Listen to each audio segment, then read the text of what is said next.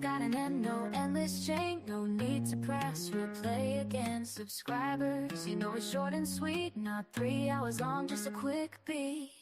Lean in, can play it for a short break. No long loops giving you a headache. Sit back, relax, or maybe don't. It's your choice, it's all yours to own. No replay, need to listen now.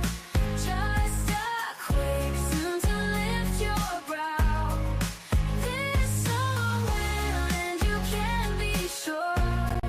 No endless pain, just vibes so pure. No place called home, just a brief stay. Catchy tunes will brighten your day. Short and simple, that's our style. Hope it brings you a brief smile. It won't take you long to feel the beat. No dragging time, it's light and sweet. Leany knows this one's a breeze. Short enough to put you at ease. No replay, need to listen now. Just a quick zoom to lift your brow. This song will end, you can be sure. No endless pain, just vibes so pure.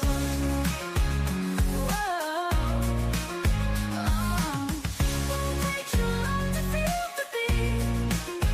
No dragging time, it's light and sweet. Leaning knows this one's a breeze. Short enough to put you at ease. No replay, need to listen now. Just a quick zoom to lift your brow. This song will end, you can be sure. No endless pain, just vibes so pure.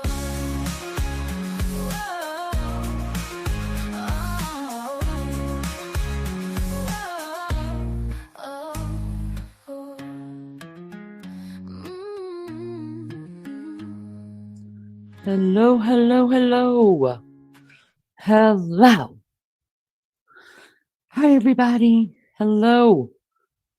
Thank y'all for being here. I appreciate it so much. Ann's Place, good morning to you. Massachusetts. We're headed to Massachusetts. I'm headed to Massachusetts. You were first. Yippee. Jamie, how you doing, love? Good to see you. I hope you're well. Hope you're doing good. Did Leanie fall asleep? No. Rose Petal, hello, sweetheart. Are you working, or is today a day off for you? If you're working, we're here for you, girl. We'll try to get you through some of it. MJD's in the house. Lulu Cooey. Cooey girl, Cooey. It's good to see everybody. Thank you guys for being here. I appreciate it so much. Do me a favor, hit the thumbs up or the thumbs down. I really just don't care. Just let everybody know that we've interacted with this channel in some way. A Rose Petal's off tonight. That's awesome. That is awesome. It's good to see everybody. This is my third live in less than 24 hours. So this is what Maggie would call my, what does she call it? She says, Leanie sometimes will get, does she call me bipolar or something like that, or manic? She'll say, sometimes Leanie will go manic, and then she'll just start doing all these pop-up lives in one day. So this is, I guess aloha for the third time today, right? Put it on the calendar. I'm trying to make up for lost time. Now, I did a live, the first live that I did today. We just went over some more online auctions. And then while we were here, I decided, well, I'll go ahead and go live whenever the online auction goes live. And you could see how you bid on things. And so we did that for about 45 minutes. And then my football game was on, so I had to jump off for the football game, y'all. Whoop, whoop. Boomer Sooner, baby. We kicked ass. Hey, Fancy Tramp. Good to see you. RC the Godfather is in the house. So we did that. And then, listen, I need help. C jumped in, for y'all that don't know. C Andersoni is my oldest daughter, my oldest child, one of my best friends in the world. And I used to ground her, and now she grounds me. It's weird, the circle of life. But she is coming on in just a little while, and she has her fall decor up, and she's going to give us a walkthrough of her downstairs area. And I think that's very nice of her to do that for us. She was going to do it earlier, but y'all, football comes before fall. I'm sorry. Before fall decorations, that is. So I had to get off. I had to watch my Sooners kick Michigan's ass. It was a great game. I don't know if you guys are into football, but you're going to hear me over the next couple, especially college football. I love me some college football. I don't know why that I actually like that more than the NFL, NFL. But I do. So college football is a big thing in our home, in our whole family. We're all down for it, and it becomes a bloodbath sometimes, to tell you the truth, in my world, because it seems like everybody almost has got a different team. We've got Georgia fans. The only ones that really matter, though, are the Oklahoma fans. We've got Indiana fans. So even I wanted my baby child to go to Marshall, which is where Lunch Ladies. There's Mama. Hi, Barbara Smith. Good to see you. The matriarch of our channel. I wanted my son to go to Marshall over in West Virginia because I wanted to walk around saying, "We are Marshall." If you haven't seen the movie We Are Marshall, it's a true story. Y'all, get your tissues. And if you're a football fan, it I don't know, just somehow during that movie you become a fan of Marshall football. And that was their slogan, "We are Marshall." And I wanted to always be able to say that. So I begged Baby Chow to go to that school. And he ended up getting scholarships to go to the school he's in. So he ended up not going there. But Lunch Ladies, 2 children, did get their degrees from there. So it's kind of weird how the world revolves. So there is C. Hello. Just let me know when you are ready, because I know for you it's late. It's late for most of us, but let me know whenever you're ready to come up. I'll bring you up and we'll do the tour of your downstairs. Thank you guys for being here. I appreciate it so much. Once again, hit the thumbs up or the thumbs down. I don't give a damn. I don't think that it matters. I really don't. I think it just shows that you have been involved in some channel, if the algorithm is really a thing. I'm beginning to think it's not, though. Jamie is a Michigan fan. Jamie, we kicked y'all's asses tonight. We really, really did. It was a great game. It was a great game, and Michigan is ranked really high. So anyways, I'm going to try to keep the football talk down. For those of you that don't give a damn, I understand, but I can't help it, y'all. It's one of my loves. I love me some Oklahoma Sooners. Boom, baby. Anyways, so next month, Beefcake and I are getting the hell out of Dodge. It's been a long summer, and we need a break. We need a break, so we're taking it. We are headed to Massachusetts. I've only driven through Massachusetts, maybe stopped for a ciggy or something, nothing. I didn't do it, but I've always wanted to go to Massachusetts and go to Salem and go to a couple of different places there. You guys know that I love the colonial period, and I love American history. And so I've always wanted to go. And my mama was supposed to, I was going on a trip by myself. I wanted to make a trip by myself for my 50th birthday through the colonial states.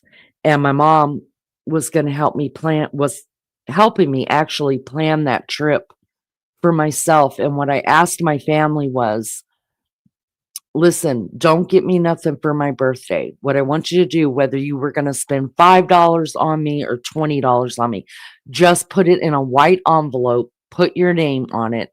And then everywhere I go, I'm going to spend the money and buy something I really, really want. Um, it- from the colonial states. And then I'll take a picture of it.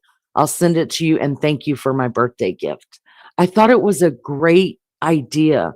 Well, then my mom passed away 8 months before I turned 50. So here we are. Yeah, I'm going to do panel. Absolutely, I'm going to do panel. I'll drop it now. Anybody that wants to come up can come up. We are going to definitely have C. Anderson come up. She is going to give us a little tour of her fall decorating in her home. But absolutely, please come up if you want to.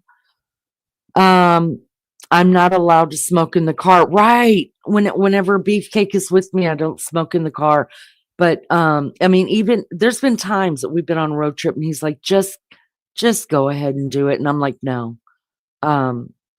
Because he's a non-smoker and I can't handle the guilt. So he pulls over. He's very good about that. He will just pull over and check his messages, or he'll run into a store or something and I get to smoke. So have I ever tried to vape at all? Yeah, coughed my head off. Didn't like it, to tell you the truth. Probably didn't try it long enough to make an effect. But yeah, I got a good man that's just like, look, I understand.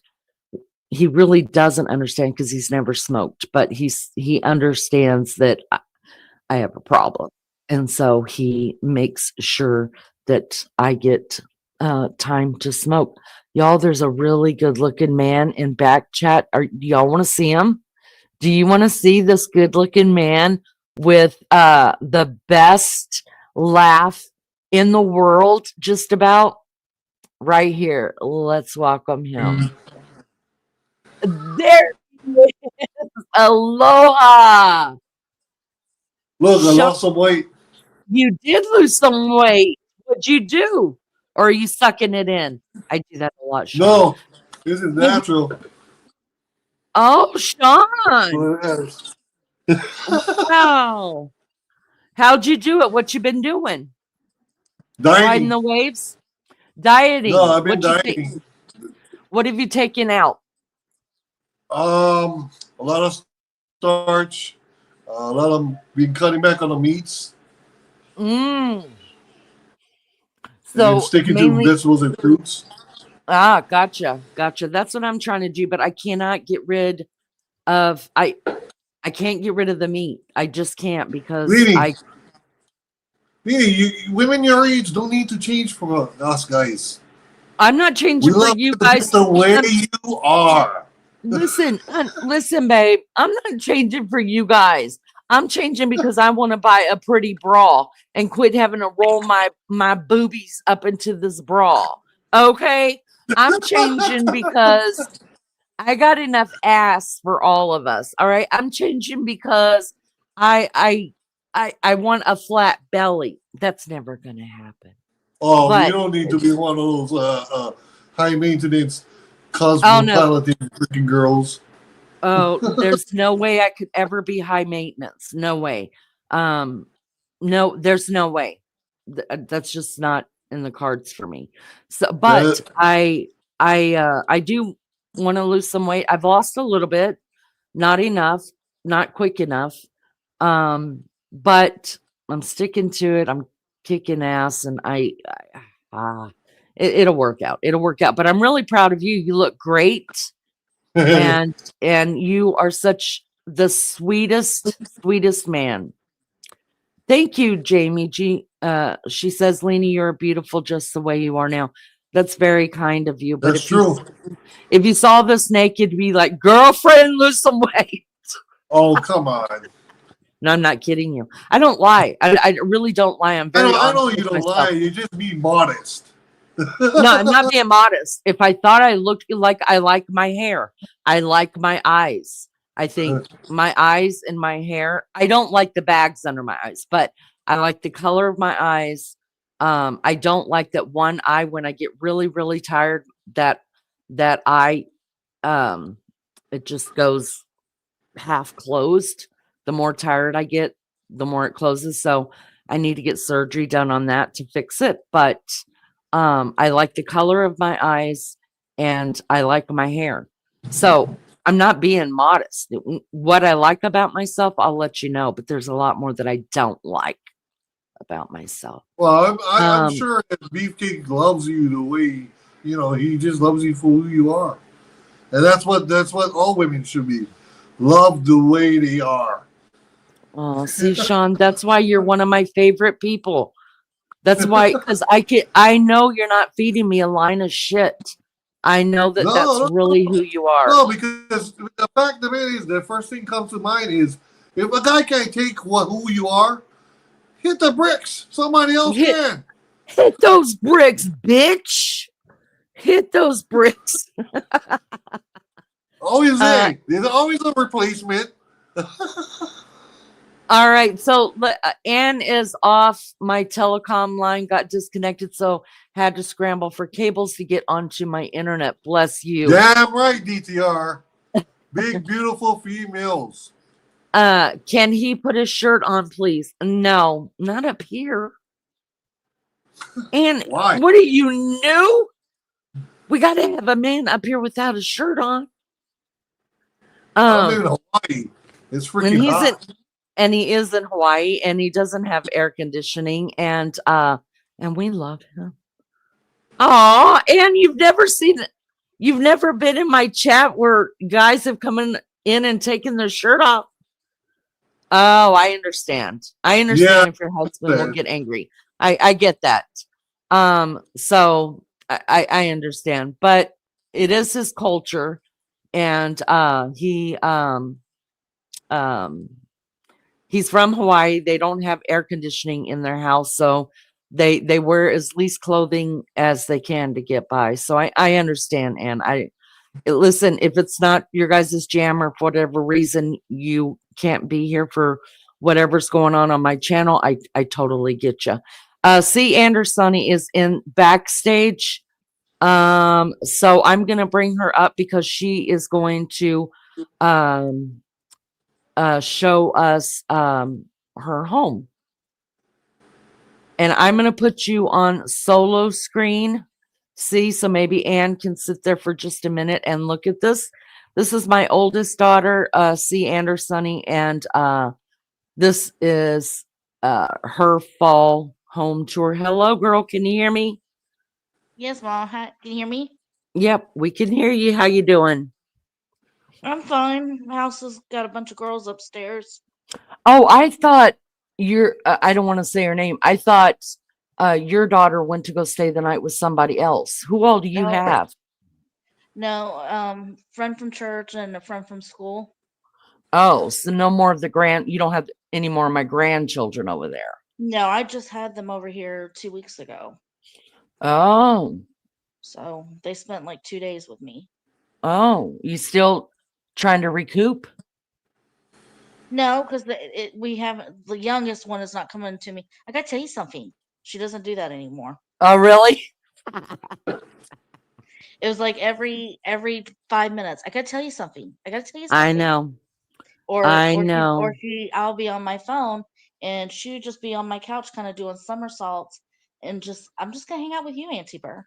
Yeah, she is her daddy's child.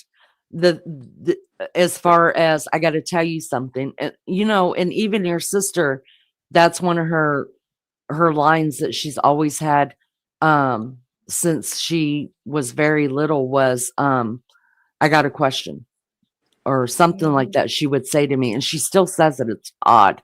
Mhm. Um So give us the tour before anybody has to leave of your home.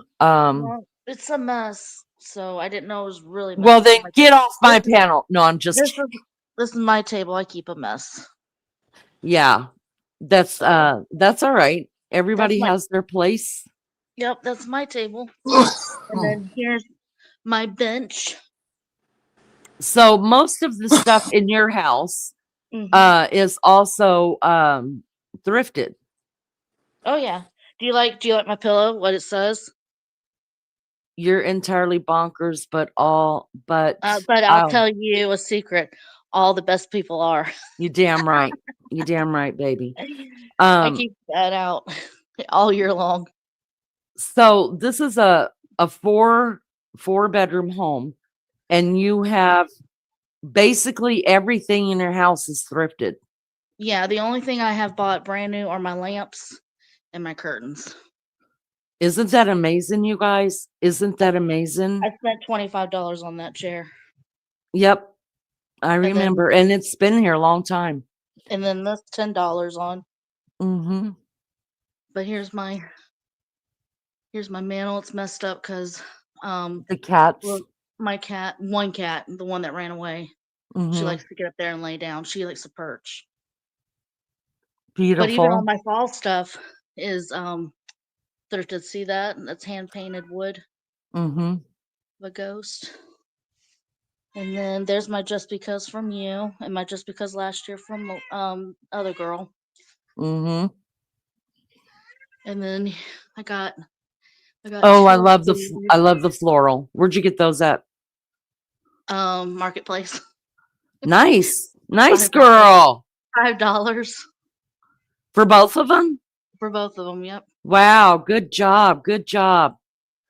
And All then I got right. this. This is my new thing because I had a little one up here last year, but I wanted a bigger one. I Mm-hmm. spent $10 on that. Did you get it at Marketplace still? On Uh huh. Marketplace? Hmm. It still reminds me of the one on your opposite wall. Across from it. Winslow. Wins is it Wins what is it? Um Wormslow. Wormslow My in Wormslow one. in Savannah, Georgia. Yeah, but this is the one I Um put up for the fall.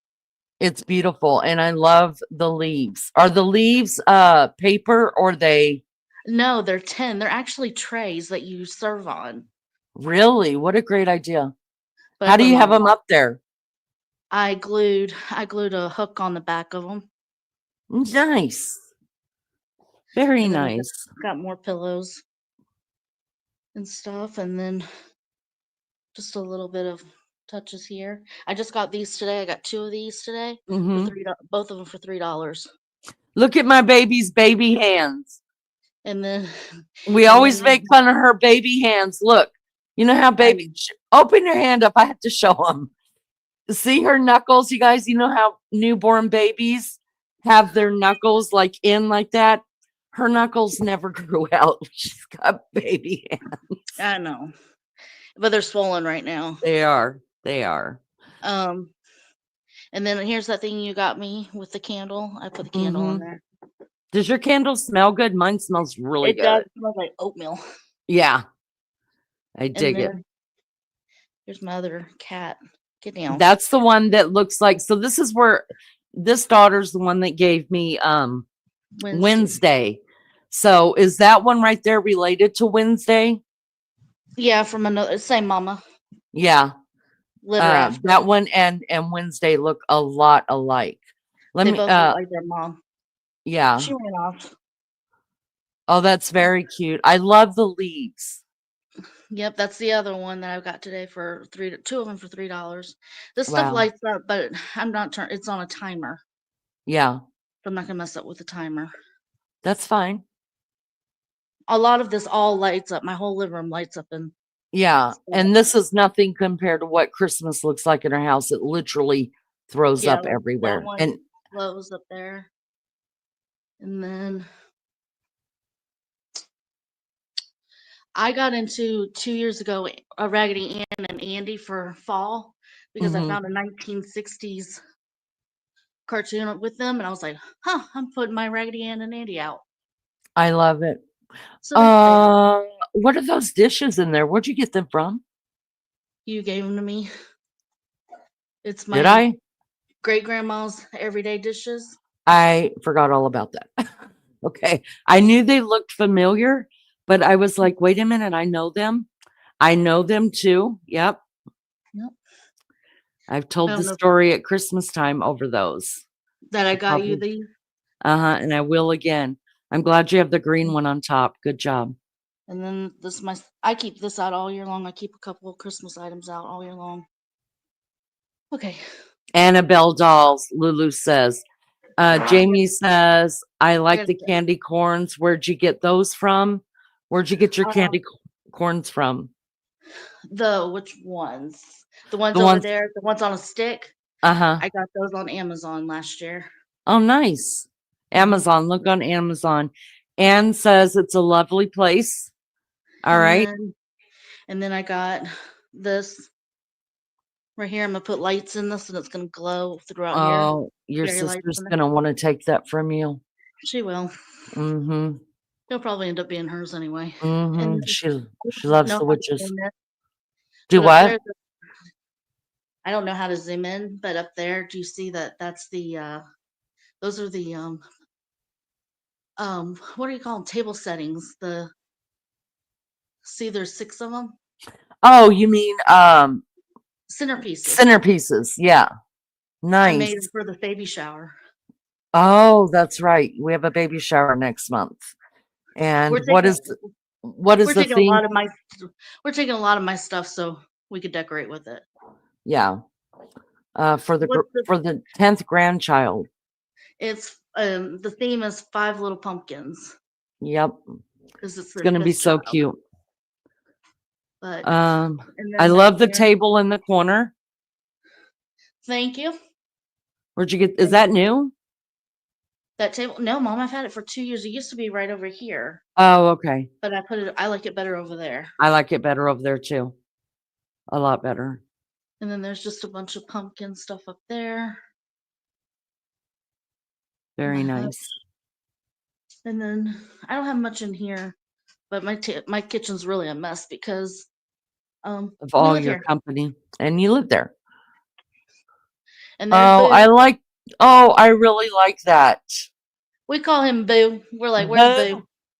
Boo. We light him up every year. He's cute. A bunch of fall stuff that I threw in there, and then my White houses.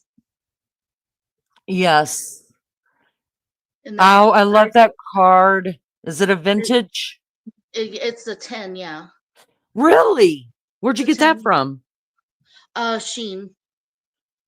Oh, I like it so much. Well, you know me, I do all the little kids stuff. I haven't put those ones up here on the thing that I usually do. I got that. My wreaths. Jamie says that she needs you to help decorate her house when she gets it. Fancy Tramp says a home should never be immaculate. Sheen is awesome. Anne says, Leanie, can you put your screen right again? He's sleeping again.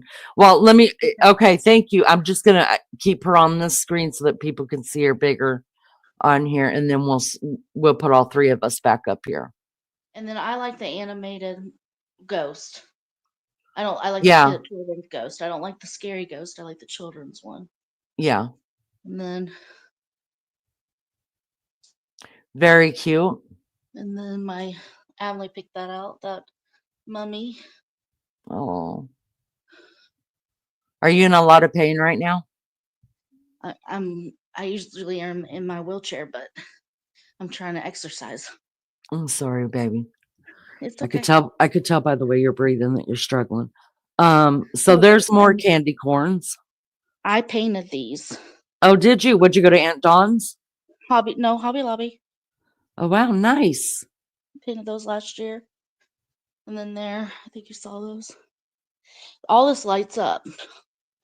And then the sky lights up and talks to you. And then I just threw up some garland around my churches. Wait, let me see the scarecrow in the middle of that. Oh, it's a witch. Yeah, it's a witch. Surprised your sister hasn't taken that from you too. Oh, she's named everything she wants. Mm-hmm.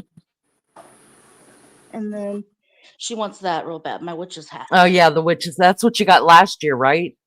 Yep, it was in somebody's garden. Oh, I think it's gorgeous. I love it so And much. I think I only spent like $10 on it. How did you talk them out of their how did you talk them out of their hat in their garden?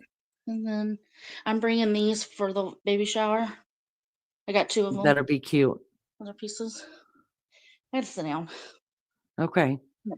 I'm having trouble breathing. How did I talk people into my stuff? Well, that Well, hat, I mean, I want the hat too. the hat was on there for 2 years. I just kept seeing it. I was just like, I'm not paying the price they want. They wanted 65 for it. Yeah. How'd you get them down as low as you got them? Um, she had brought it down and brought it down. And I think she got down to around 30, 20 something. Mm-hmm. And she said, I need gone as soon as possible moving. I said, well, I got it was like 10, 15 bucks. I said, I got 10, 15 bucks burning in my pocket. I'll come get it right now. Nice. If you see another So, one of those, pick one up for your sister, and then I guess I'll wait in line. well, I keep looking for them, but I haven't seen any. And that's my thing. I like looking at there that said need gone ASAP. I was like, I'll sit back and watch. Mm-hmm. That's my thing. My couch was originally $800. I got it for $300. Yeah, that was that. Was a Uh, steal. that was a steal, and we were all so excited for you that you got the couch that you wanted, and it's actually very, very comfortable. It's a Mhm. very comfortable couch. Um, uh, let's see. And then there's more of the candy cane. I got one runner. Oh, the runner's a candy cane as well. Jamie said she does her place so beautifully. I really want to see it for Christmas. Well, I had promised everybody to see it for Christmas, and then I remembered this will be the first year I think we've ever been apart for Christmas. Yeah, I'm not Be- doing. I'm just putting my tree up and my throws and pillows. That's all I'm doing this year because we're going to Florida and I've got I've got a bunch of stuff that I ordered for decorating down there like a Florida Christmas or a Hawaiian Christmas, whatever you want to call it. nice, And so, nice. but it's a lot like a birthday party kind of stuff. Cheap stuff you could throw away afterwards. Yeah, But I I was like, I'm not decorating 2 places and then having to come home and tear down a bunch of stuff.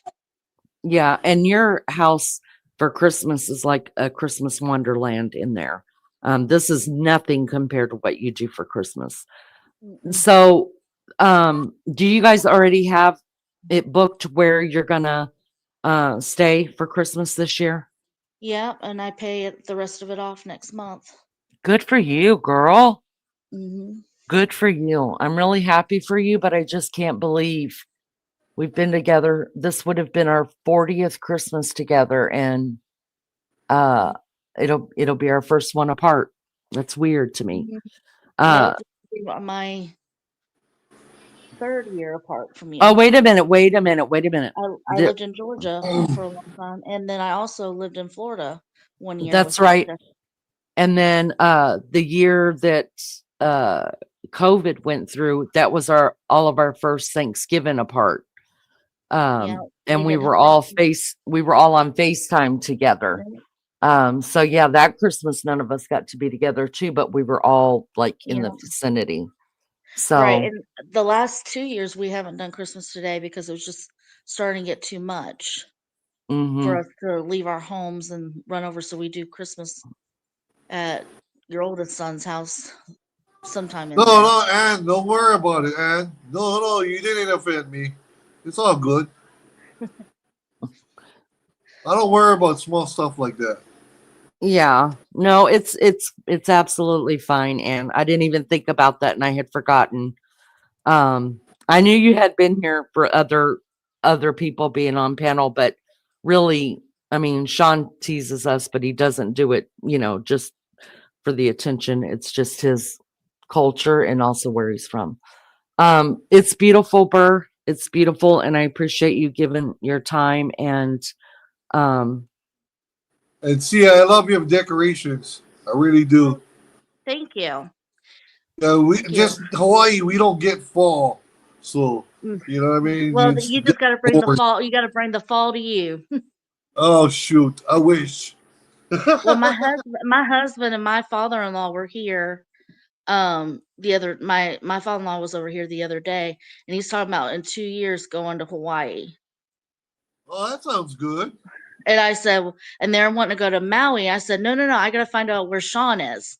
I'm going to yeah. see me some Sean if I'm going. If I'm going to make that much of a trip.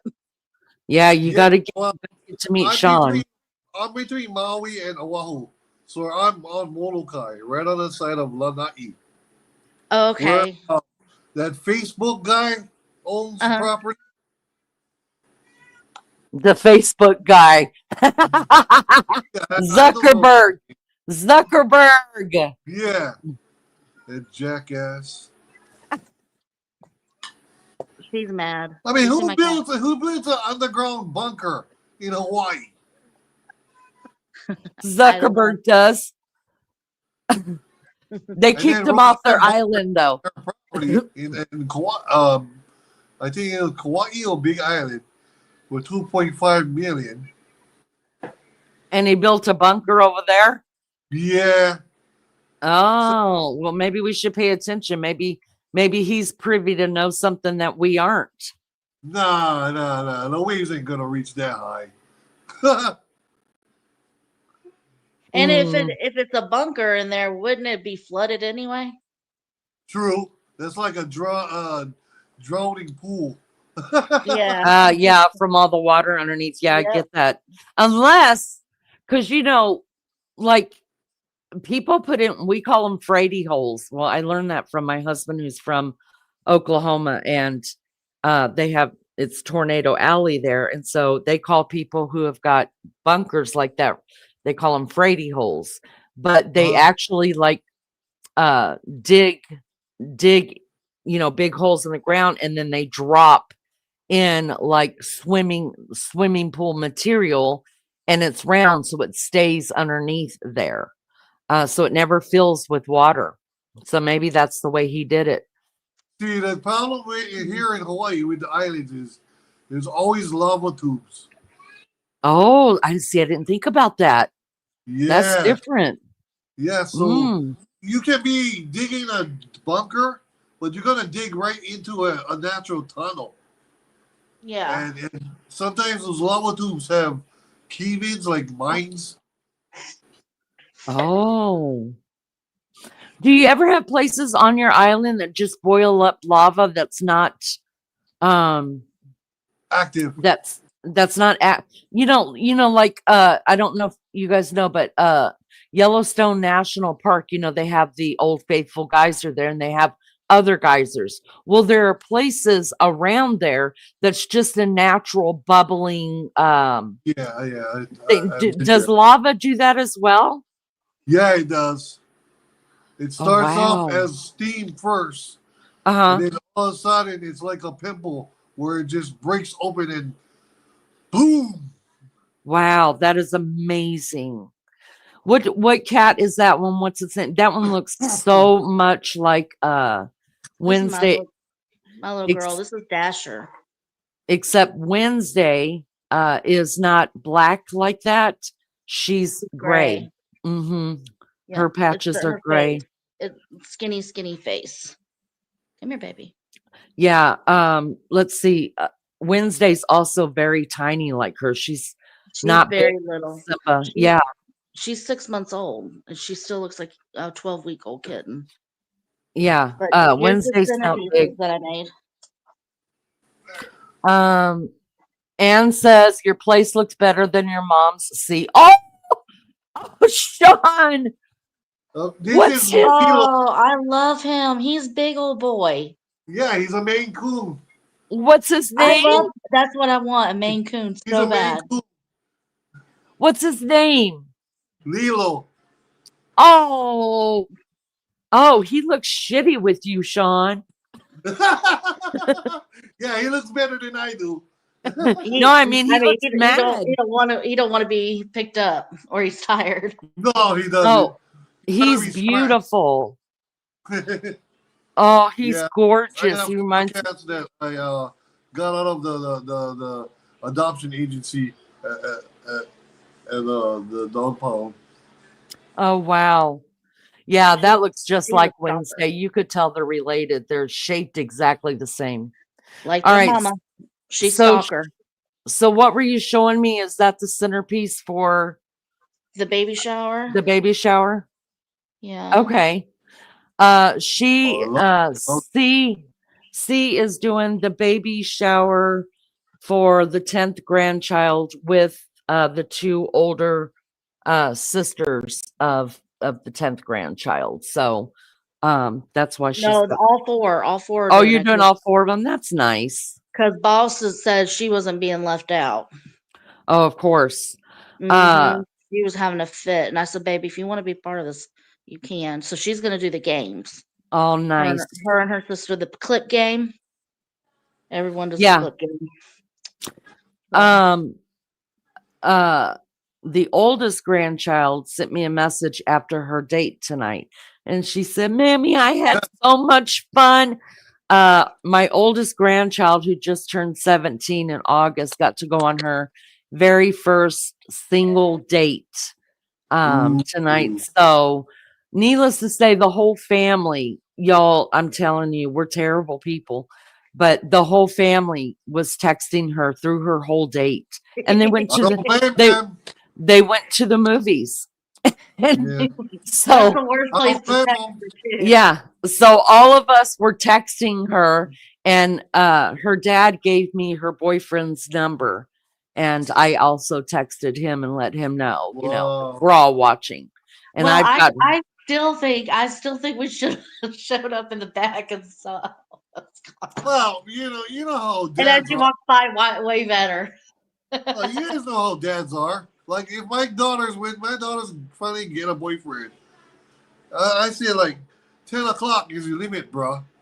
Bring her home. Make sure she home at 10 o'clock. Oh yeah, that was that was her her curfew. Her curfew tonight was 10 o'clock. And because I felt so bad that I was texting her so much, and she Well, the was thing is she because was this is answering me, I almost gave her 30 more minutes and was going to tell her dad, hey, I've been texting your daughter this whole time, so I'm giving her 30 more minutes, but I didn't do it. Yeah, he's already a nervous wreck with her being out there. Yeah, and I let them, and she did very good. She was home by her curfew, and they went to the movies, and I think they went and got ice cream after. And she said that she had the best time ever. So the only thing I didn't ask was, did he drive or she drive? No, Um, Wesley, he said that he picked this the first time that a boy's coming to pick up my daughter. oh, well, I would have liked to have been the fly on the wall with him, because that boy, he's the daddy that will sit there cleaning his shotguns while you're picking his daughter up. And she's double dated with her sister, but she's always the one Yeah, that drives. they Her both drive. her dad made sure that they drove the family car, the big old Suburban, and she would be the driver. So they were told that they couldn't single date until they were 17, and that they would have a curfew until they move out of the house. So I think it's good, and neither one of them have complained about. I mean, they were happy to go out on their own, and I mean, in group dates, and do that. So it was. I could just see her sparkling whenever she sent me the first text that said, "Mammy, I had such a great time." Oh, Yeah. it did my heart good. All Well, right. grandbaby up there, she's got a boy that's liking her. He's going to go to church with her next week.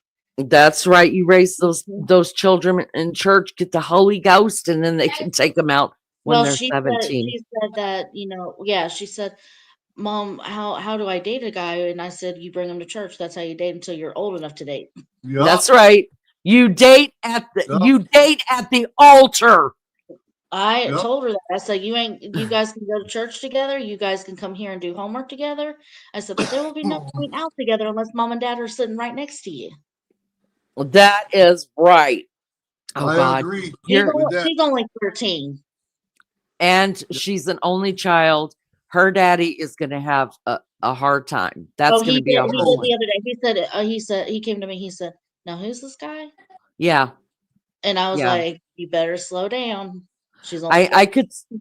I could see him being happy for her, but But um but to but me, he's like, "What's going on?" And I was like, yes, the guy's yes. popular, and he's a He's gonna be popular." all up in the business. He's gonna be in He's, the business. well, mom, she didn't think she's like one of the pretty girls, but this guy's the star of the football team, and and he's also very popular in school. She's like, and he likes me, mom. And I was like, "What's not to like?" Exactly. And she, Your granny didn't listen. There's no ugly people in our family. I told y'all yeah, a long time ago, don't be bringing home ugly people because I didn't want any ugly grandchildren. Ugly people bring up ugly grandchildren. Listen, people, I have standards, and you're not allowed to bring ugly people home because that leads to ugly grandchildren. And I just wasn't having it. All right, so let's get on this. See, before I forget, I'm gonna need your help tomorrow. Making sure I've got everybody's birthdays down for this month and everything that I was supposed to put on my calendar. I think I do, but I'm not for sure. well, your So, son's on Tuesday, just so you know. right. And while I'm thinking of calendar, let me say this really quick. It is after midnight here on the eastern side of the US. It is our very own Jay Badass, Jay Brad's birthday today, you guys. all So right. let's put some happy birthdays in chat. I'm sure she is well asleep right now. Put some happy birthdays in chat so that when she reads this and watches this back tomorrow, that she will know that we were all thinking of her and loving her and wishing her a happy birthday. So happy birthday, Jay Badass. We love you so much. Um, she she she's a blessing to all of us. Also, uh, she's very she has a very special birthday because she shares her birthday with Miss Emily, who you all know is my mama. Um, um, my mom was born in 1946, so she would have been 79 years old today on her birthday. So happy birthday in heaven to my mom. We love you and we miss you. And I'll be straightening your picture today. If you know, you know. Thank you guys so much. We love you, JB. We love you. All right, next month. So I've got a grandbaby who we're pretty sure is going to be taken by Early. cesarean. At what? See, give me the news you've Okay, got. the due date is November 18th, and they're saying they're going to take it 3 weeks early. So 3 weeks back is going to be like the last week in October, mom. Okay. The issue is that she has got high blood pressure, so she's very susceptible to preeclampsia. Hmm. So that also is an issue. So she could be coming any day now, actually. Uh, Sean, just to let you know, babe, I dropped you into back chat just because I don't want anybody who um to see your little girl in the back there, any freaking creeps. So give me the thumbs up whenever she's gone. I don't trust any creeps looking at that precious baby back there. Is she gone? Give me the thumbs up and I'll put you back on panel. All right. So that's the thing going on with her. But I before I got on here, mom, you're leaving next month with dad. So yeah, I have to um I'm trying to. Okay, next month is the only month I can do it. You know, I want to get there during the fall. I would rather go in November. I would rather go in November, but with the new baby coming, I'm gonna drop Sean down there as well. Sean, just let me know when you've got everything handled there, and yeah. Um, but with the new baby coming, and I'm gonna want to be a part of all that and not miss it. But I'm scared to death because I know at any time something could happen, and they have to take the baby. Right. So, but I've got to get out of here. I got to get away, and so I'm just gonna pray. Before you get your cabin fever. Yeah, Mhm. and I really believe that we are going to have a hard winter this year I because do too, because it's already this cold out in it's cold. August. Yeah, Yeah. it's cold, and that started in August. We're not used to that. So we are not getting an Indian summer, that's for sure, I don't think.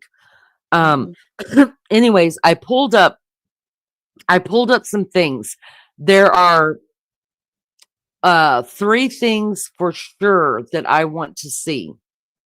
Um I see uh Plymouth Rock. I Yep. want to see uh there's a street, and I think I'm pronouncing it wrong. It's called Leyden Street or Leiden Street. We're gonna find out, but it's a very historical street there. It is the only street in the USA that has had a house occupy it since the 1600s or something like that. So it's a very historical street. I want to see that. I also want to see where the witch trials happened, Same. and the memorials for there. And I asked Baby Chow, and you ready, Sean? Uh, okay. I also asked Baby Chow. He's not going with us, of course. It's just gonna be me and Beefcake. And I asked Beefcake if either one of them would stay in the Lizzie Borden house with me overnight. You can stay the night in the Lizzie Borden house. I want to ask Hell chat. no. See, Hell. okay, Sean already answered it, but I want to ask chat if you had the chance to stay in overnight in the Lizzie Borden house, would you stay? Happy Hell birthday no. to Anne's son today. No. I've been No, to so and already No. there, I felt There's spirit spirits watching there. me. So There's hell spirits no. for you. I Spirits know are Aussie True for you. Crime definitely would. Yes. Oh, it would be a blast going to that. Anne says no. Rose Petal says yes. Jamie said it's creepy. Come Uh-huh. on, guys. I just said no. Uh Spirits travel, leave, and follow you everywhere you go. I don't think so. Mm-mm. oh no, I want to stay. Um Uh, my mama Barbara said she's not gonna stay there. You better put Um some extra virgin olive oil on your head before you walk in there. MJ Annoy MJ yourself. says her daughter went to Salem last fall. Anne said, I said no, because I don't know what place that is. Have you have to look up the Lizzie Borden massacres. She Supposedly, took an axe and whacked her dad and gave her yeah, something on she 41. gave her dad 40 whacks right there in that yeah, house. with a He gave freaking her ass. stepmom 41. Yeah, Yeah, I'm with gonna a pull it freaking up, It's you a guys. song. It's actually a song that a little nursery rhyme. Yeah. I'm just letting you guys know I would stay. And I looked up the dates. You guys, of course, in the month of October, it's already all filled up. Mm. But what I liked about it was, so the staff does not stay in the house with you. There are 4 rooms that you could stay. I'm just gonna bring it up, and we're gonna show it to you. You're Um saying the Another house that's stepmom spooky room. just like that in San Francisco. The Winchester House. I'll have to look that up. I don't know what that is. That's the one that Um the makers of Winchester got. The wife kept on building the house higher and bigger, and supposedly it still builds itself. because it's Okay. got portals in it. Yeah, I've heard of each it. Yeah, door I've heard of is a that. ghostly portal. Well, I'm gonna have to check that out. Hi, Focus. Welcome in, and Focus says, "Hell yeah, I'd be keen to spend a night there." Me too. I'm gonna bring up a video. Mom, the thing Yeah, that you need to go see while you're there, what's the place that I want to go see so bad that's over there? the witch trials. No. I'm Oh, saying I'm not actually, going to see the whales. no, Mom, that's in Maine. Oh, what? Where? What? I'm staying in the same town when I go. I want to go see Little Women's House. Oh, that's right. It's That right. is They're right. 30 minutes away from Boston. The Louisa May Alcott Yeah, house. Yes, I need to put that on the list as that's my number. I'm as staying in well. that town because it's actually stay in that town is cheaper than to stay in Salem or Boston. It's cheaper. So me and Chris were like, well, we're gonna stay there. Um I tried to see it when we were in Baltimore, but it would have been it was like 6 hours, and we had to turn in our rental the very next day. Chris was like, if we had another day, he said, I would take you. all right, guys. I'm gonna bring this up real quick for those that don't know what Lizzie Borden is or who she was. And I know who she was. She's psycho, y'all. well, I mean, they did have a trial. She Hi, was a Lolly. major They serial had killer. they had a trial and she was found not guilty. Yeah. Do you I believe think that? it's No lack of evidence. evidence, but there's no way she was not guilty. It was her or the maid. That plain as day. Well, there's a theory that she was also possessed by Yeah. doing that. Yeah. Okay, let me bring this up real quick. Let's mute our mics Maybe not. real Yep. quick and let's watch this together, okay? If somebody can put in our copyright disclaimer, this is not my material. We're just using it for educational purposes. Don't come at me, YouTube, because I will be very hurt. Hi. Don't hurt Leanie. All right, I'm trying to make this bigger. Let me make sure you guys can see it over there. Okay. All right, let's go back over here. All right, I'm going to let this play through. Here we go, and I'm going to mute out, guys. I'm Brad Smith, lead interior designer at Omni Home Ideas, and today I'm taking you on a tour like no other, inside the infamous Lizzie Borden house. This home is known for its stunning Victorian decor, and the site of one of America's most brutal, unsolved murders. Did you know some visitors swear they've seen shadows moving on the staircase? Let's explore this iconic home and uncover its design secrets, eerie stories, and unforgettable charm. We begin our journey outside the Lizzie Borden house under the cover of darkness.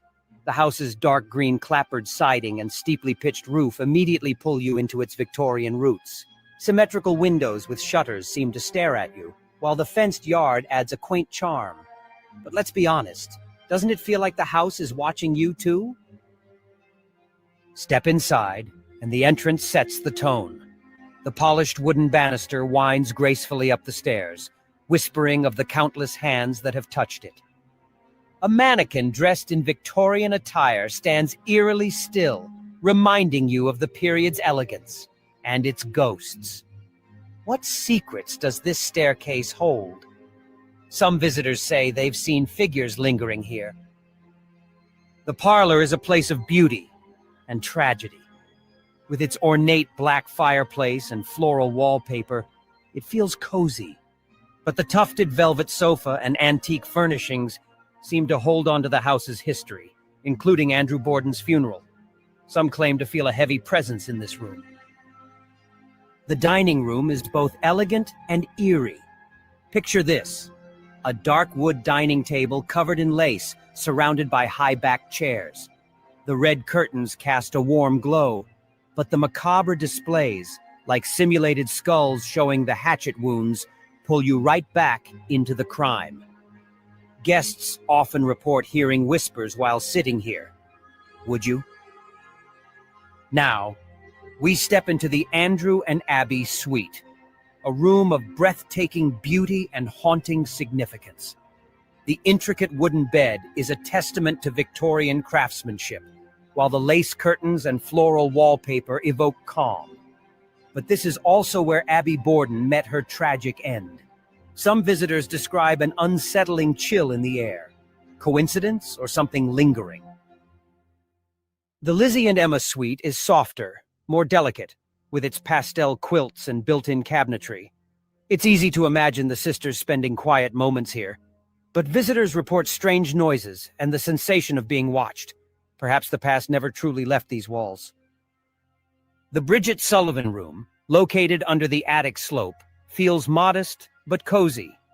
Floral wallpaper and a patchwork quilt complete the space. Yet, this room is anything but peaceful. Reports of children's laughter and moving objects keep guests on edge. Could it be the spirit of Bridget herself, or something else entirely? Here in the kitchen, the focus shifts to Victorian practicality. A cast-iron wood stove takes center stage, surrounded by shelves of vintage cookware and utensils. The floral wallpaper adds warmth, yet the atmosphere feels heavy. Guests have claimed to hear faint footsteps in this room. Can you imagine what the house might be trying to say? And finally, we return outside. In the daylight, the Lizzie Borden house stands as a picture-perfect example of Victorian architecture. Its green clapboard siding, black shutters, and neatly landscaped yard make it almost inviting. Almost. But as we've seen, this house is anything but ordinary. So what do you think? Is the Lizzie Borden house just a beautiful example of Victorian design, or is it one of the most haunted homes in America? Let me know in the comments. Would you visit, and if so, would you stay the night? For even more chilling details and interior design insights, head to our website and check out the full article. Don't forget to like and subscribe for more unforgettable home tours.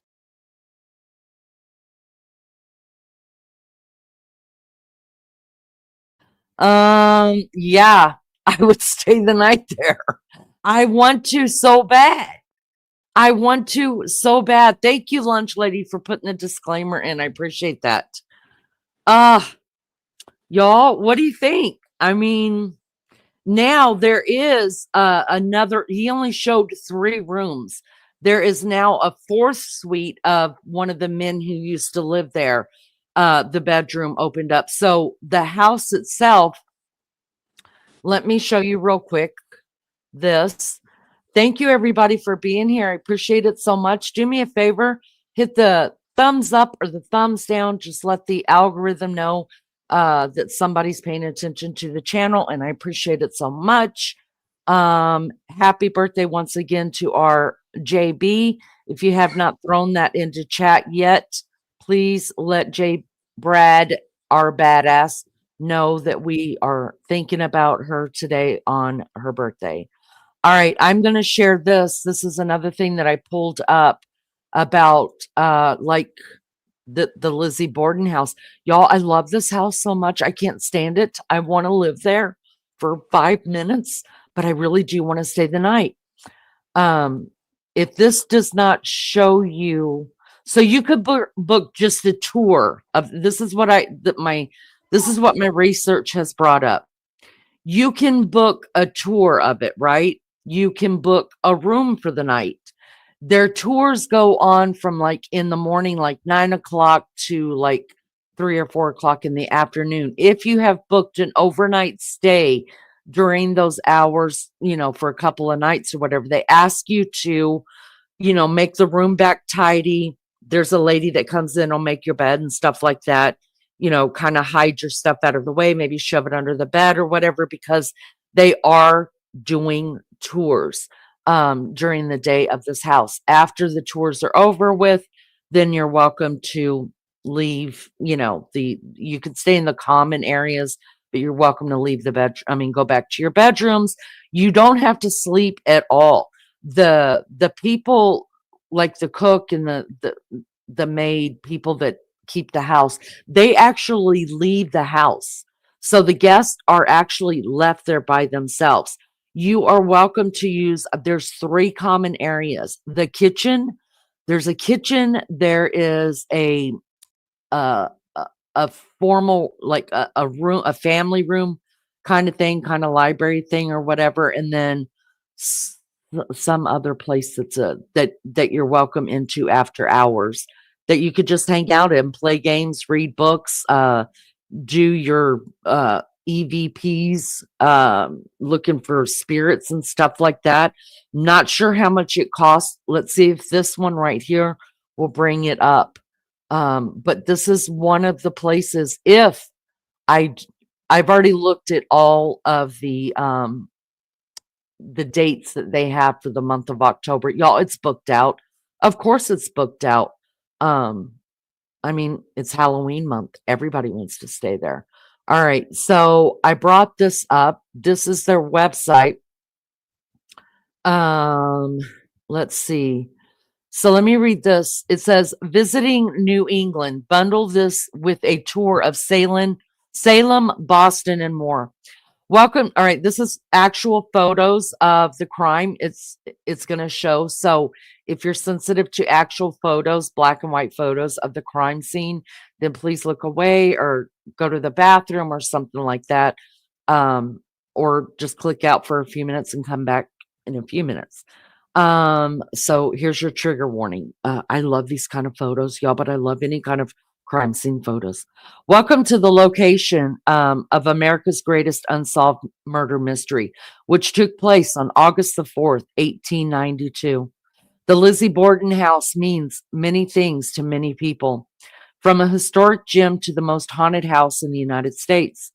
Today, the property remains open daily from 10 a.m. to midnight, operating as an inn with a breakfast as well as a museum featuring a variety of tours and experiences throughout the day and evening, including historical house tours, and ghost hunts.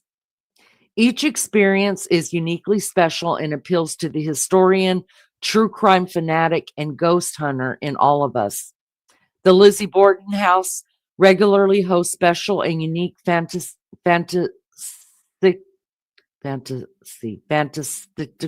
fantastical, y'all. Listen, I got my good enough diploma.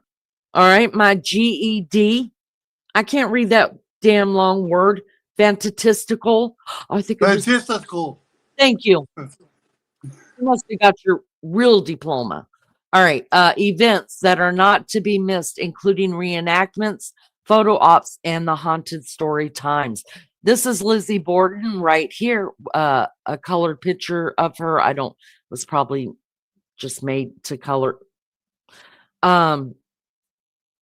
These are 2 of the crime scene photos. The historic Lizzie Borden house isn't just your average museum.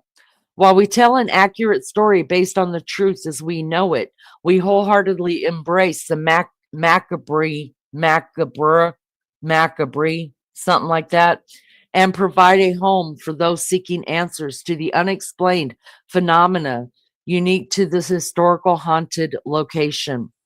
Guests from nearly every country on the planet visit this historical landmark every year to partake in an experience unlike anything else. So this is in the bedroom, one of the bedrooms you can stay in. This was her stepmother, dead right there on the floor. She received 40 whacks or 41 whacks with an axe. And then this is her father, who had come in, laid on the couch to take a nap, and he was also whacked with an axe. That's not a bedroom, that's actually the parlor. These are just pictures that I'll let scroll through. I guess you can pay for a breakfast. You don't have to do the bed and breakfast. You could just do the bed. I think it's $20 per person, that I read on, if you want to add the breakfast to it. The breakfast, they say, would be a breakfast that they think that Lizzie Borden's family had that morning but it's just tailored. It says it's tailored to our own senses now, meaning it probably tastes a lot better because we've got different spices and stuff. But supposedly, the breakfast that you're served the next morning for an extra $20 on your stay is what the Bordens had for breakfast. Ryan F says he gave it 5 stars. He says we didn't start there, but rather we did the dinner there. Oh, so I guess they serve a dinner as well. It was a great experience. The services wetter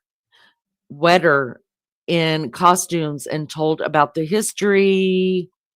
Oh hell, I didn't want to go away from it. No, not doing all that. So let's get out of that and go back to where we were. All right, so everything pretty much is being given a 5-star when I looked it up. The tours they have is a ghost hunt. Ghost hunts are great companions for those who want to conduct a ghost hunt inside the Lizzie Borden house. Hunts take place on the first floor and in the basement. A ghost tour are offered nightly and focus on the history of the hauntings of Fall River, which is where the house is at, Fall River, Massachusetts. This is an outdoor walking tour. Will take you to see and learn more about the home of Lizzie Borden, or you can take the house tour. And house tours are the only tours that take you through all the bedrooms of the house. These are offered between 10 a.m. and 4 p.m. daily. They last 90 minutes. The house tours focus on the history of what all happened during the crime. So if you have booked an overnight stay, you would have to be out by probably 9 o'clock so they can make sure that the bedrooms, the suites are put back together, beds made, things like that, ready for the house tour. Or if you have booked several nights, you will have to exit the upstairs for the between the hours of 10 a.m. and 4 p.m. daily. But I think you can hang out in the basement. Like I said, there's some common areas that you can hang out, or you can just go shopping or sightseeing during that time. And then there's the Oak Grove Cemetery tour. The Lizzie Borden house is pleased to announce the launch of this newest experience, the Oak Grove Cemetery Tombstone Tour. This is a must-do experience and the first guided tour of Oak Grove Cemetery. I'm pretty sure that is where Lizzie Borden and her family are interred. So this is just more pictures of the rooms. This was Lizzie and Emma. Emma was her sister, who did not get accused of the crime because she was out of town when the crimes occurred. This was their bedroom. Y'all, I absolutely love these beds. I can't stand it. This was Andrew and Abby's suite. This was their bedroom where Abby was found murdered on the floor. This is a 2-room suite on the 2nd floor. The room was Andrew and Abby Borden's bedroom and what was back in the 1890s Abby Borden's sewing room. The sewing room is now a bedroom in the suite. And then they have this one, the Morse murder room. Oh, pardon me. I was wrong about that. This is the Morse murder room. This is where Abby Borden was found murdered the morning of August the 4th, 1892 on the 2nd floor. It was the room that Lizzie and Emma Borden's uncle had slept in the night before. So this is actually the room that I would choose, but all of the rooms are taken up. So,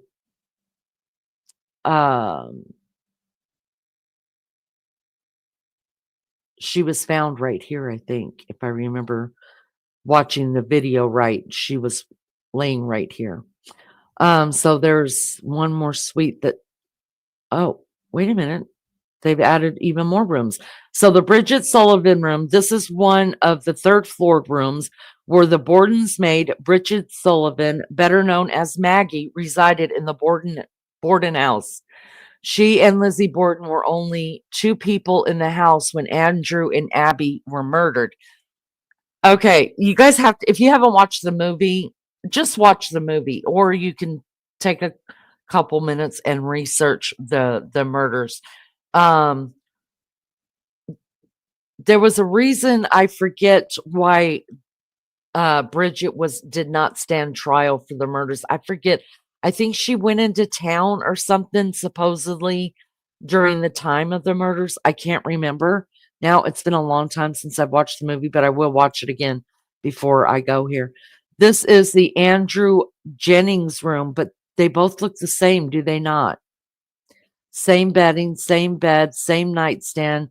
Looks like the same furniture, but here they say Andrew Jennings room. This is one of the third floor rooms named in dedication of Lizzie Borden's defense lawyer. All third floor rooms share a bathroom and have full size beds.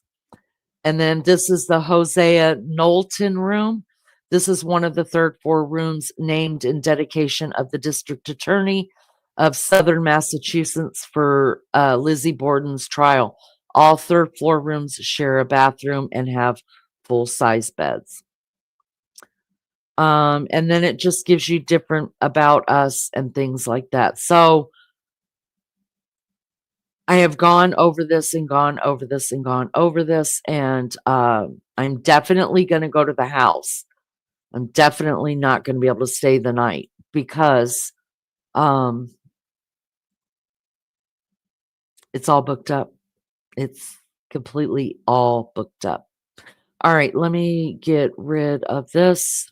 Put me and Sean back up. And go. What says you, Sean? Doesn't it just look like a sweet old house? Hell no. Come on. Yeah, it looks like a pleasant house, but It just looks like a sweet old house. Knowing the history of that place, yeah, oh no. Look at what Ann says. Ann cracks me the fuck up. She said, Yes. movie. She said, movie, I'm going to watch it right after I get rid of you.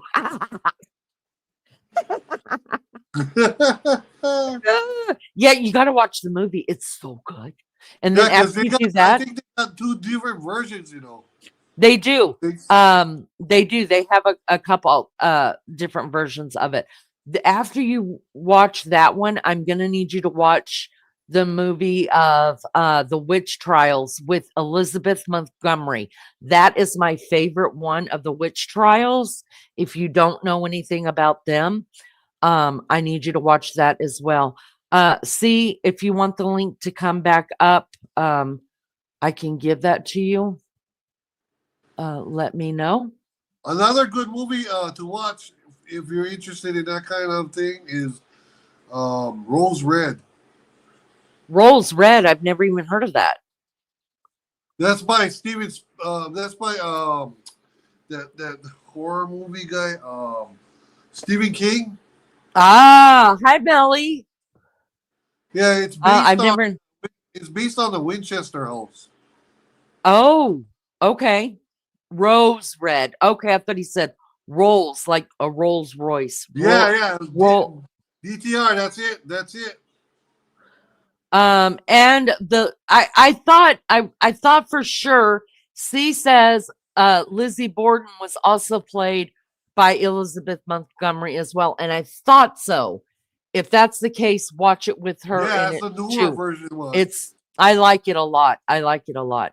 Yeah, 'cause I remember when I grew up as a kid, they only had the black and white one, and that was real sinister. Yeah, the black and white ones are good too, though. You got to say, hey, Wild Angel, good to see you.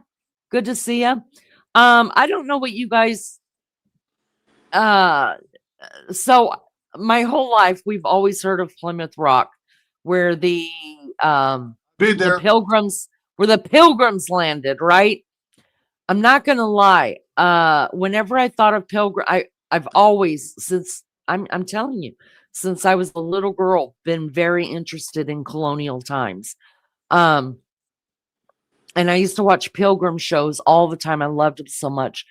I honestly thought, do you guys remember that old commercial? I've said this before here, but you guys remember the old commercial that used to come on TV, the Prudential Rock? Yeah.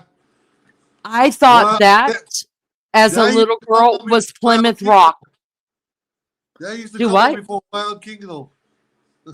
Yeah, it was a big well, at least I was living in California at the time. And I really thought that that rock that they showed was Plymouth Rock.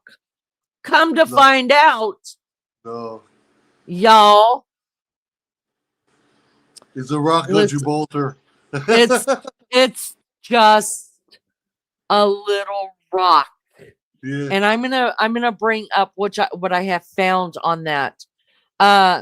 C says the Crucible with Winona Ryder on the Salem witch trials.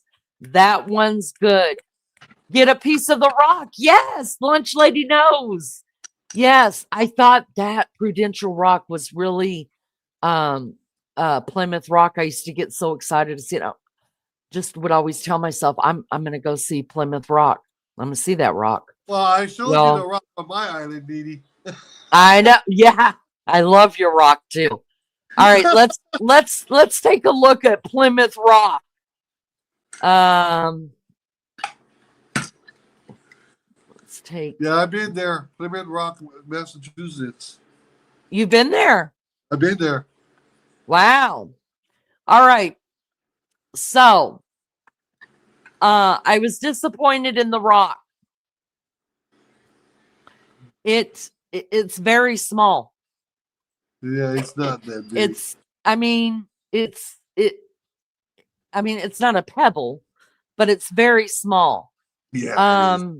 It is encased in a because people touch it so much, and of course, I mean, the thing is however many years, hundreds of years old, that through the maybe it was probably bigger at the time. But they don't want people really touching the rock anymore. So now it has got a fence around it, and you're not supposed to touch it. Yeah, the time I went to it, they had a chain around it with a guard. Yeah, it's I think now it's got a black metal gate Guardrail. around it. Yeah, So yeah, this says located in Pilgrim Memorial State Park on the shore of Plymouth Harbor. This simple glacial. Y'all, listen, I ain't dumb. I just have trouble with big words. All right.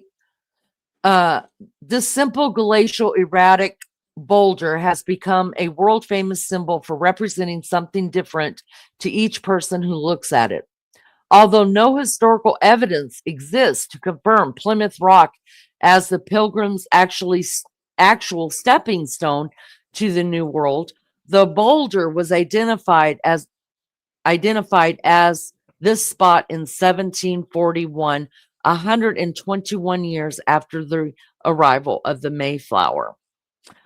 I don't care if there's no scientific See, I have information a on it. problem with that history because back then the water was receding way back. So how can there be another just the rock in that? Okay, don't go mess up any of my visions or thought processes or my little fantasies in my head, because by God, I believe that those women were helped off that boat and stood on the damn rock. All right, yeah, don't mess sure, me up. sure. And I could think All right. I could think about the colonials, what they did on that rock. Not like your rock, Sean. Oh! Thomas Founts, a 94-year-old church elder who said his father arrived in Plymouth in 1623, along with several other original Mayflower passengers, assured him the boulder was the exact landing spot. When the elder Founts heard that the wharf was to be built over the rock, he wanted one final glimpse. He reportedly gave Plymouth Rock a tearful goodbye. Whether Fonz's assertion was accurate or not, we may not never know. We may never know. What we do know is that Plymouth Rock quickly became an American icon and a tangible monument to freedom. Nearly 4 centuries after the arrival of the Pilgrims, Plymouth Rock is viewed by more than 1 million visitors each year. And it starts on Memorial Day through Labor Day. The world famous Plymouth Rock is said to be the site of the Pilgrims' landing in 1620. What is the story? Why is it important? What does it represent? Find out the answer to all these questions and more in your own research. That's what I'm throwing in there because I don't have time to go over all that, even though I could talk about this stuff for hours and hours and bore the hell out of you people, but I won't do it. So my idea is to definitely get to the damn Plymouth Rock and sit there with my eyes closed for about 5 minutes and imagine, because I have a good imagination, in case y'all don't know about that. All right, so there's that. That is added to the list that I've got to come up with. Hello, everybody. Good to see you. Swede is in the house. Good to see you, Swede. Thank you for coming in. I appreciate it so much. And then one of the last things I want to show you guys that is going on the list of things that Leanie has to see is a guided walk through Layden Street. Now, I am positive I am saying this word wrong. They will correct me in this. And this is, if you guys want to stick around, it's a 10-minute video on it and why the street is so important to me, and historical. And I'll put it on 1.1. We'll speed up the playback on it to 1.125. So it'll go faster than 10 minutes. But she explains why Leanie wants to go there. So let's listen to this really quick. I'm going to mute out. Thank you guys for being here. Hit the thumbs up or the thumbs down. It's your decision. Thank you for just interacting with the channel in that way that costs you nothing. All right, here we go. Of some of Plymouth's earliest history at Layden Street. This street has been known in the past as the Great Street or the First Street, and it was one of the earliest streets laid out in the community of Plymouth. Of course, we also have to recognize this area was earlier the village of Patuxet and the homelands of the Wampanoag people. There was a thriving community here before the Pilgrims arrived, and this street may even have been an original pathway of the indigenous people before the arrival of the Pilgrims in 1620. Layden Street is intimately associated with the history of the Mayflower Pilgrims. Remember, they were exploring along the coast after sighting land at Cape Cod in November of 1620. They arrived here in Plymouth and determined this was the place in December and immediately decided they would apportion lots of land to the 19 family groups represented on the ship so that these families could start building shelter for themselves. They needed to protect themselves against the elements, and also many of the passengers had begun to fall sick. So providing a place for them to care and tend for one another was critical. One of the first shelters that they built was a common house. This was to be used for the common good of the colony. Those early shelters built here on Layden Street were really essential to the survival of those that made it. Why did the Pilgrims decide to settle here in Plymouth?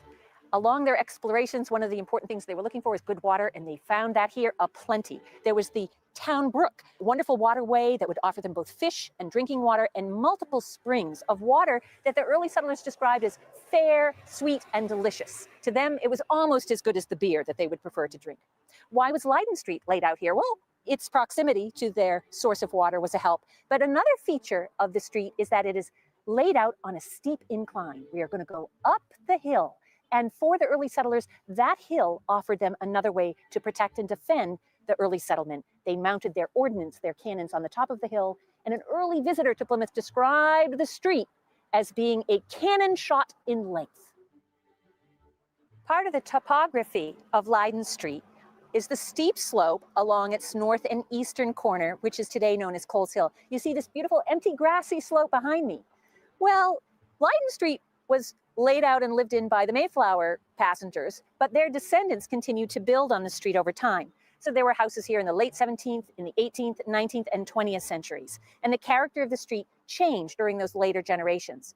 At one point, where I'm standing right now, there were many little buildings cut into the hillside. There were homes and shops, and one of them was actually a popular destination in the late 19th century for early tourists to Plymouth called the Old Curiosity Shop. People would come to meet its rather unique proprietor, Winslow Brewster Standish, an old local with Mayflower roots, and he would sell them souvenirs and antiques. 19th century, the Pilgrim Society, my organization that owns Pilgrim Hall Museum, had begun to acquire a lot of the property on Coles Hill because they wanted it to be a commemorative and memorial space to their ancestors, to the Mayflower history of the town. And so they began purchasing these buildings and eventually tore them down, demolished them in order to preserve the hillside itself.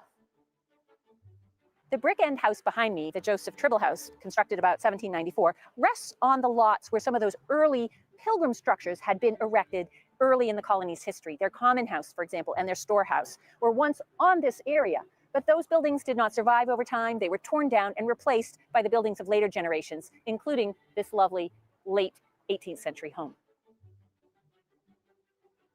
We're here on the corner of Carver Street, which connects with Leyden Street right up ahead here.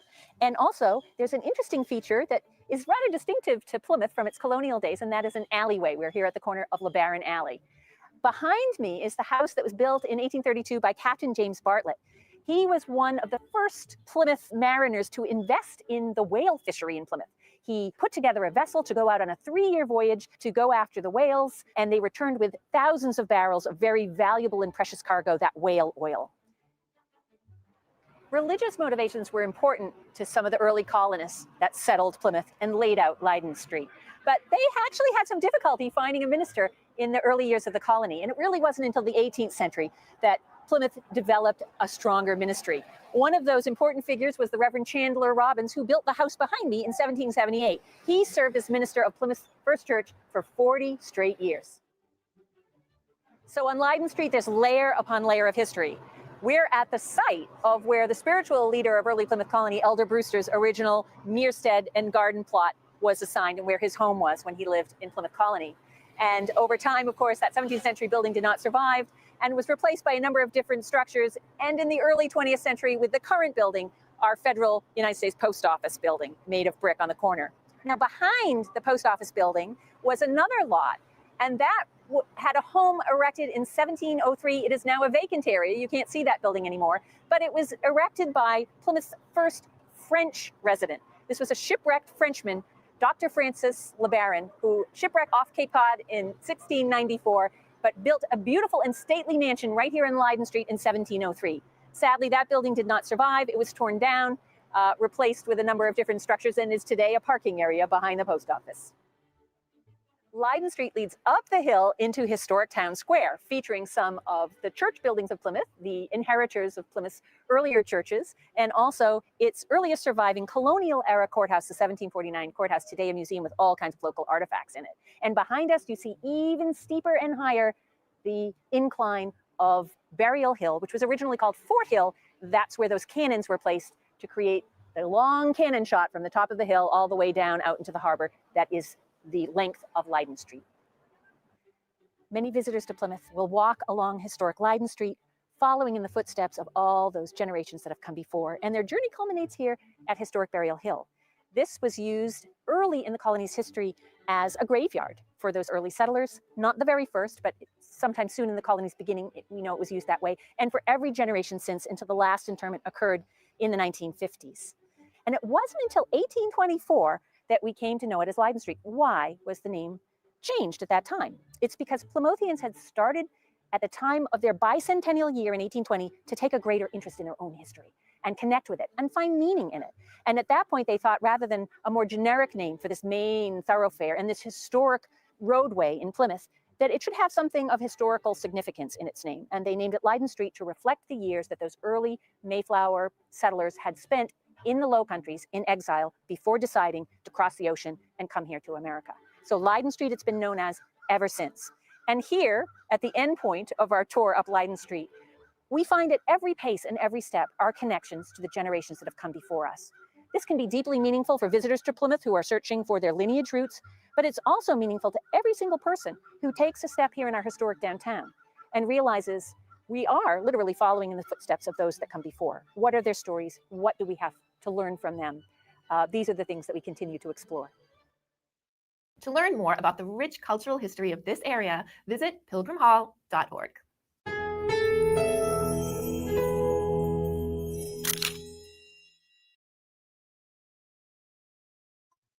All right, let me get rid of that. Hi, everybody. Thank you so much for being here. Oh, I didn't turn it off. Okay, there we are. Can you guys hear me now? Can you hear me now? Oh, thank you so much for saying that, sweet. I appreciate it. I always give you a thumbs up because you are awesome. That's very kind. Thank you so much. I appreciate it. Thank you guys for being here. Listen, we do everything on this channel, just in case you don't know. And history is one of them. I am going to Massachusetts. It's going to be my first time spending actual time there. I have driven through it. I probably stopped for a little ciggy, but I've never, stayed the night. And this is a place I have always wanted to get to.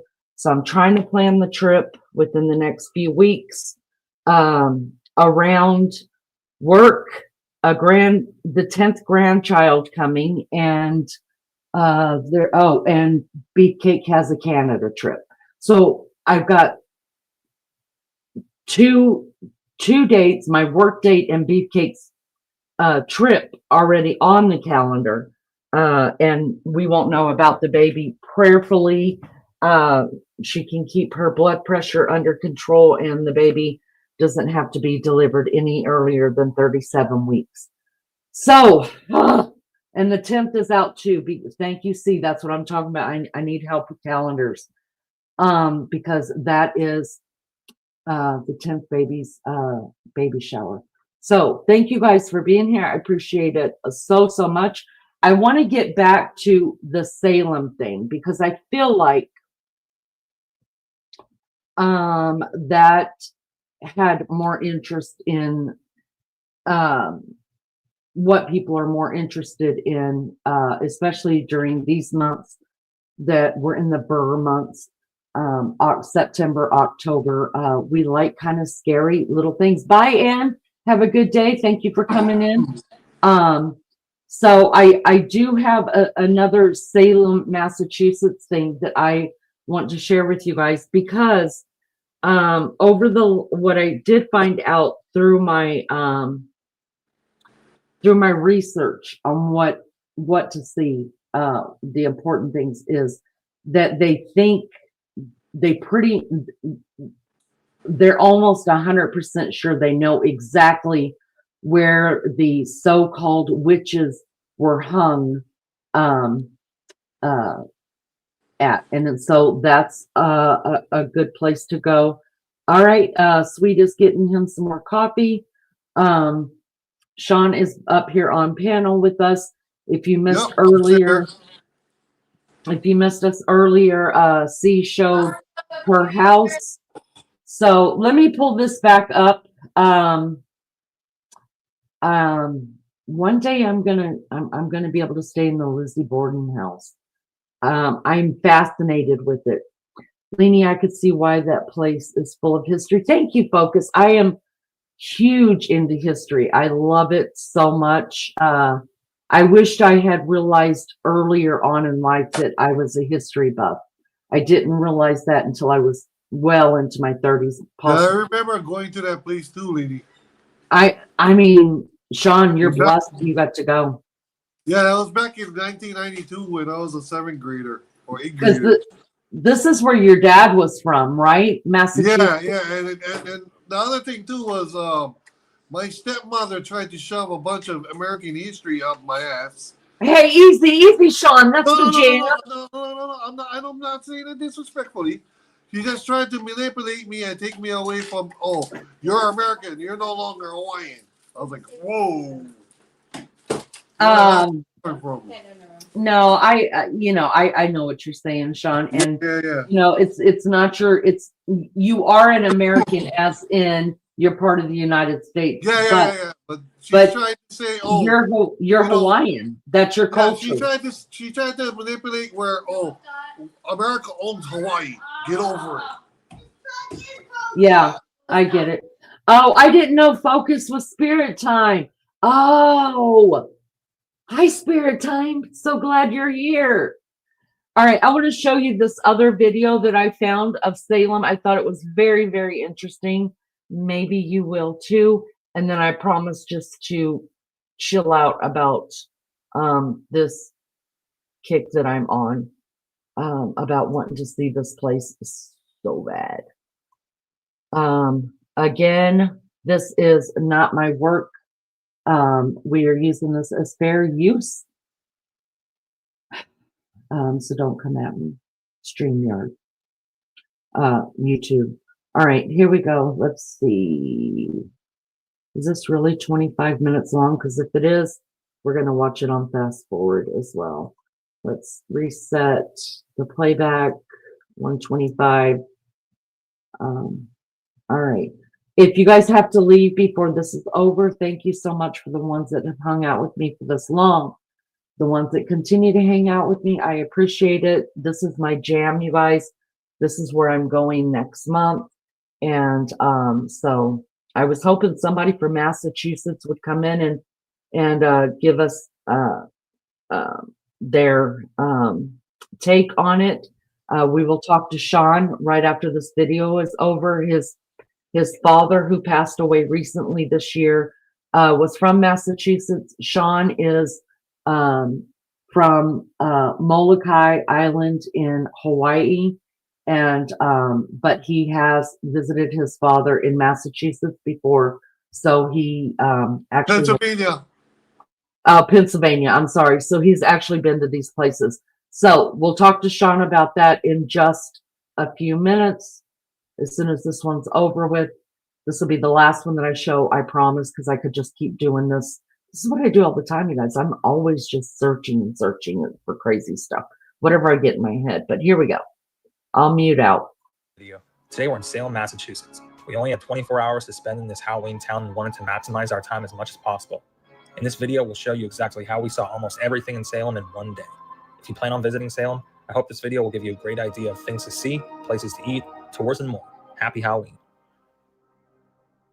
Today we're in Salem, Massachusetts. Yes, during October. I did a previous video on this where I did 48 hours in Salem. But today, if you only have one day to come to Salem, welcome to the 24 hours in Salem travel vlog. What I would like to break this video down for y'all is I'm basically going to start on Essex Street. So Essex Street is literally the main street of Salem. And we're going to start from like west to east and pretty much go down the line. It's going to make it very easy for you if you come here to see all these things that we're going to see today. Our first stop here on our 24 hours in Salem tour is the home. Do you recognize it? Do you recognize it? I bet you do.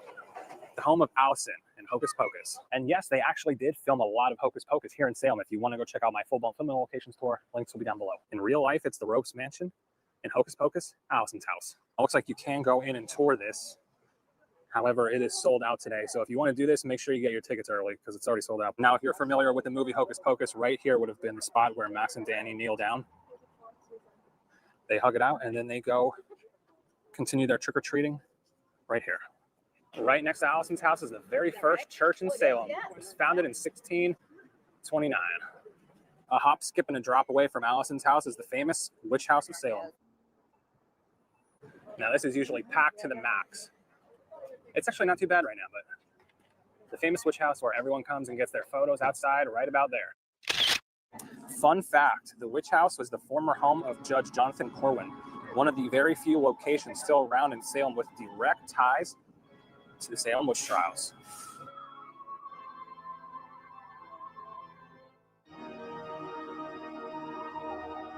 Now you can tour the Witch House. I think it's for about $9 a person. You can tour. It's a really quick tour, but we usually just opt to get our photos right outside. All right, as we walk to our next spot, we're going to see so many really cool shops and stores.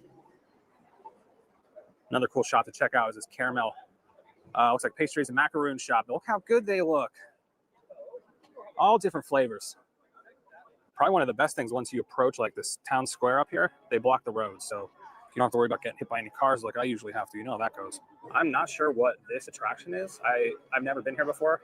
The Black Craft Cult, Believe in Yourself, but it has a very long line today. So obviously it's very popular. If you're into old comic books and superheroes and video games and this and that, this is a really cool store.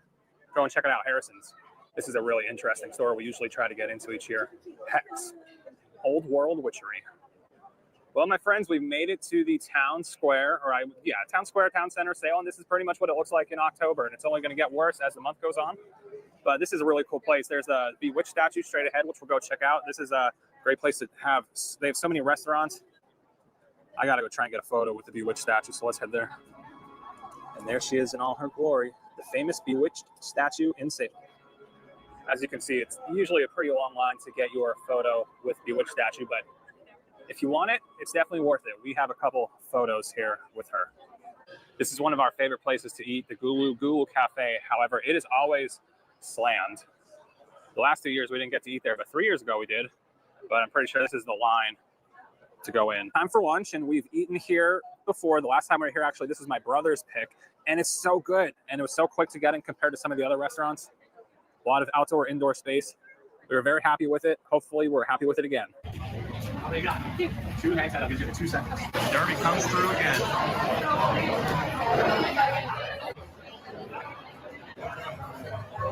There's nothing better than drinking at Sam Adams Oktoberfest in October in Salem, especially here at the Derby. Inside the Derby, the Hocus Pocus book, as well as Thackeray Binks. That's so cool.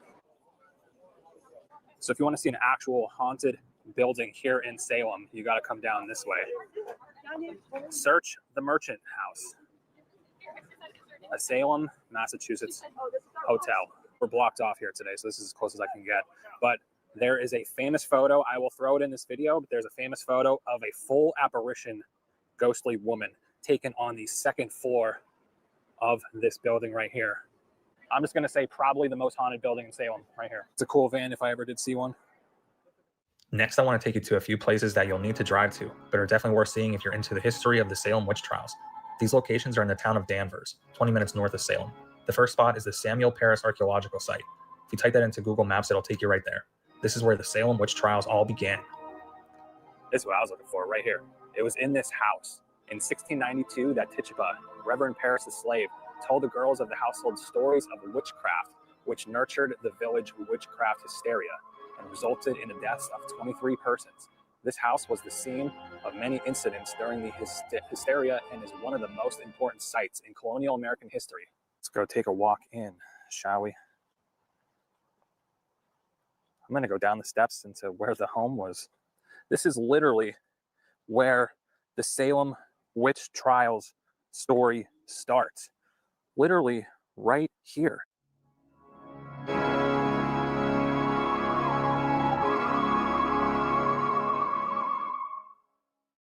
Without further ado, let's go to our next location. We're going to head to the homestead of the one and only Rebecca Nurse, the 71-year-old who was accused of witchcraft and hanged. This was the home of Rebecca Nurse.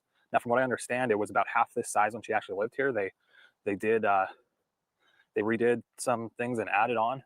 Yeah, you can actually tour this. We're not doing that today. The next location that we're going to visit is straight ahead. That's the Rebecca Nurse, well, the Nurse Family Cemetery. We have arrived at the Nurse Family Cemetery. I am seeing Rebecca Nurse's name on this statue. Rebecca Nurse, 1621 to 1692, Salem, Massachusetts. It's nice that they have a memorial. Y'all, I ain't gonna lie. I cannot wait to go to these cemeteries. Ah! Oh my God. I'll be spending all kind of time in the cemeteries. I love old cemeteries.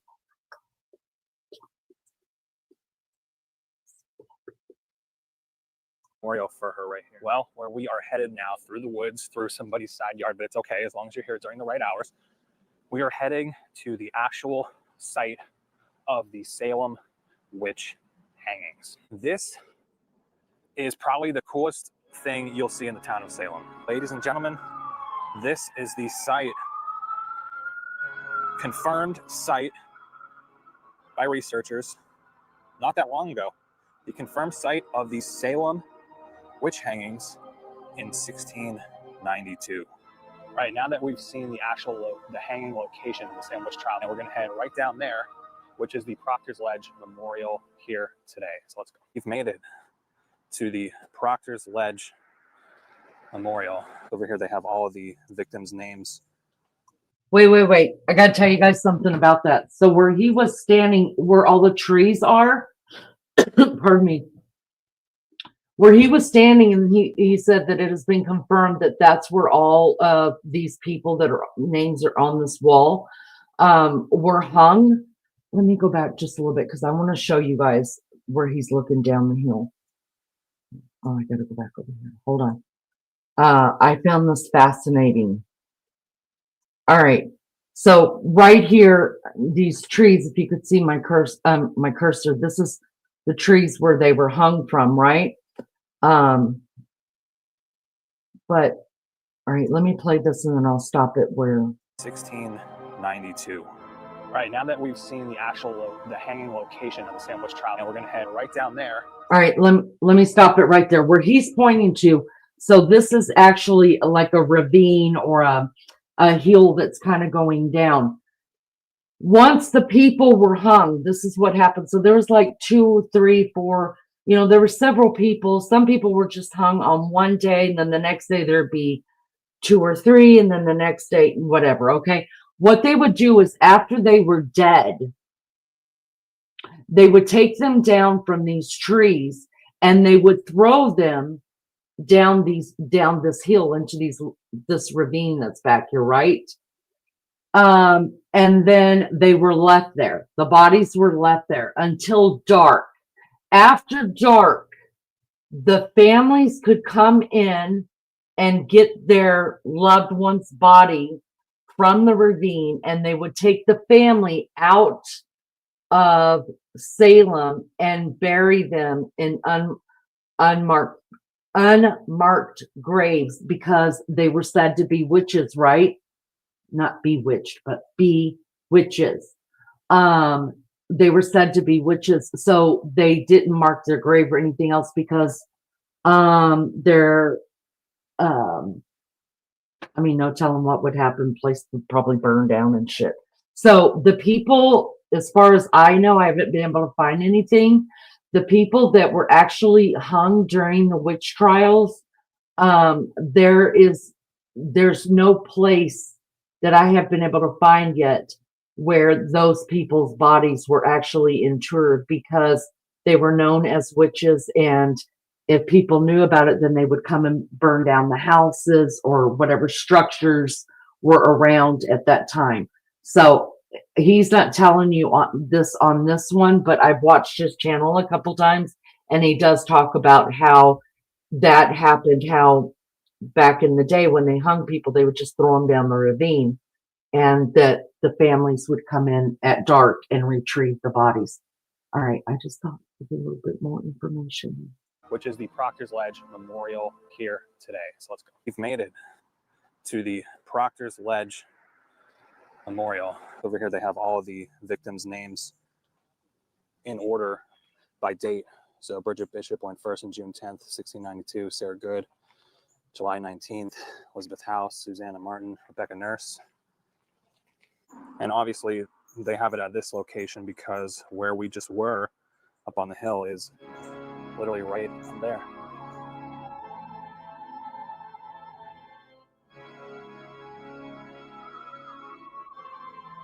All right, next we are going to check out the shops on Essex Street. I love this. It's like a little brick cobblestone platform that you walk across. There's so many shops, restaurants. It's a bit packed today, but we'll be okay. People come to Salem. This is definitely probably the busiest area, but it's so cool. There's so many shops, like I said. The atmosphere is just great. Oh, snap. Pennywise is back. He was here last year when we were here. I got a couple clips of him. Here he is again. That Pennywise is definitely scarier than last year's guy. He's got like the teeth and everything. The Nightmare Gallery is very popular. Monster Museum, but not too bad of a line today. There's Jack the Skeleton. He's one of my faves. Oh, this guy's definitely on stilts too. Look at that. That's really cool. So remember how I was telling you that there's so many filming locations for Hocus Pocus in Salem? Here you go. Here's one. This is where the famous dance where the witches sing "I'll Put a Spell on You" happened. In reality, this was another location that they only used the exteriors. Interiors were filmed on a stage out in Los Angeles, but the exteriors all happened right here.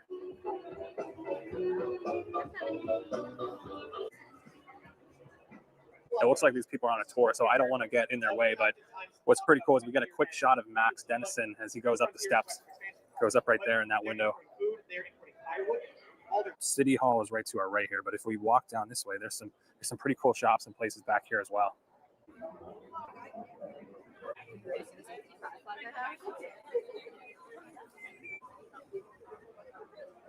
Wicked Good Books is a cool store. However, the last time I was in there, I got yelled at. Some lady said, "No filming in here," so I'm not going in. However, I still recommend checking it out. Holy crap, I've never seen this before in Salem, but this guy looks so good. Look at this Frankenstein, holy smokes. This dude looks unreal. Look at this guy. All the way down to his boots. That is so cool. Amazing. That looks so great. Tell me that Frankenstein wasn't like legit Hollywood makeup. That was so good. If you want good quality, high quality, comfy Salem shirts, this is where you want to go, the Trolley Depot. And this is the shirt I have right now. I got it in green, but I'm getting a second one today. But 2 years ago when we were here, I got this exact shirt. And let me tell you, the quality, it doesn't shrink. The quality of this, the feel of this, the comfiness of this, amazing. So this year, I'm going with the purple. Captain Jack Sparrow. If you're into the Revolutionary War like I am, this is a place you want to check out, the London Coffee House. This is where American patriots came and hung out, had a few beers, right here.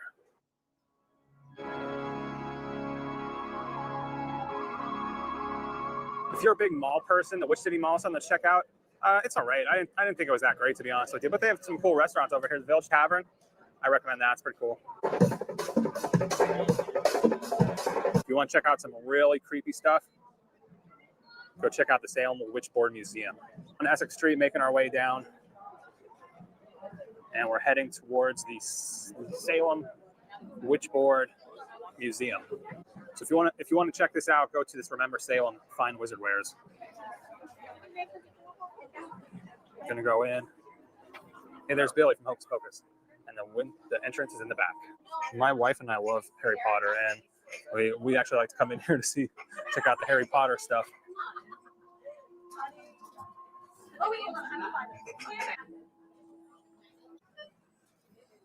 We made it down to the Hawthorne Hotel. We wanted to stay here, but it is super expensive.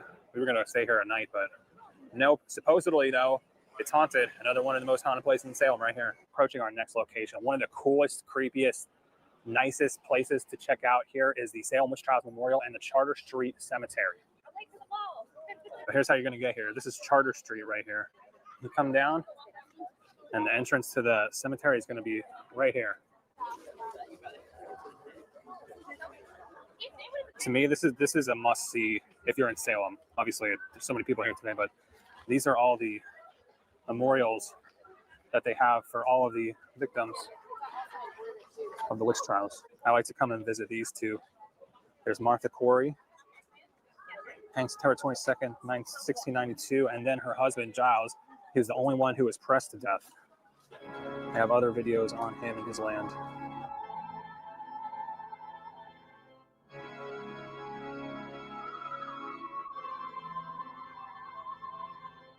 Of course, got to visit John Proctor, August 19th, hanged.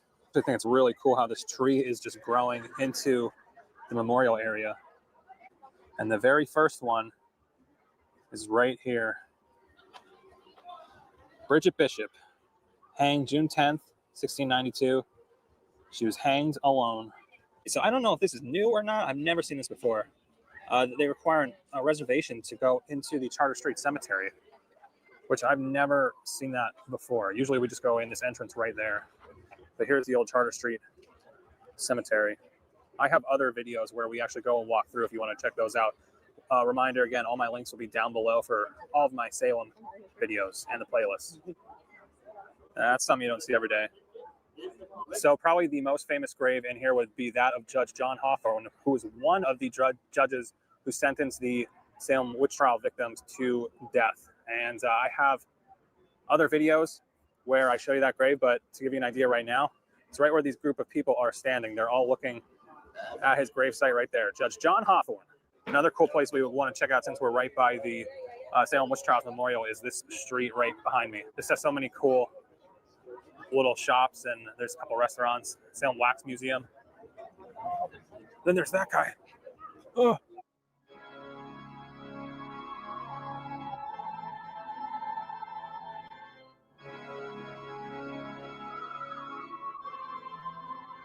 Welcome to Norman Street, everyone. There's a couple cool things here. There's the Real Pirates shop directly across. The alley we were just in is right here. And a pretty cool tavern, Brothers Taverna, right across the street. If you're looking for an amazing coffee place, this is where to go. Joe Coffee and Tea.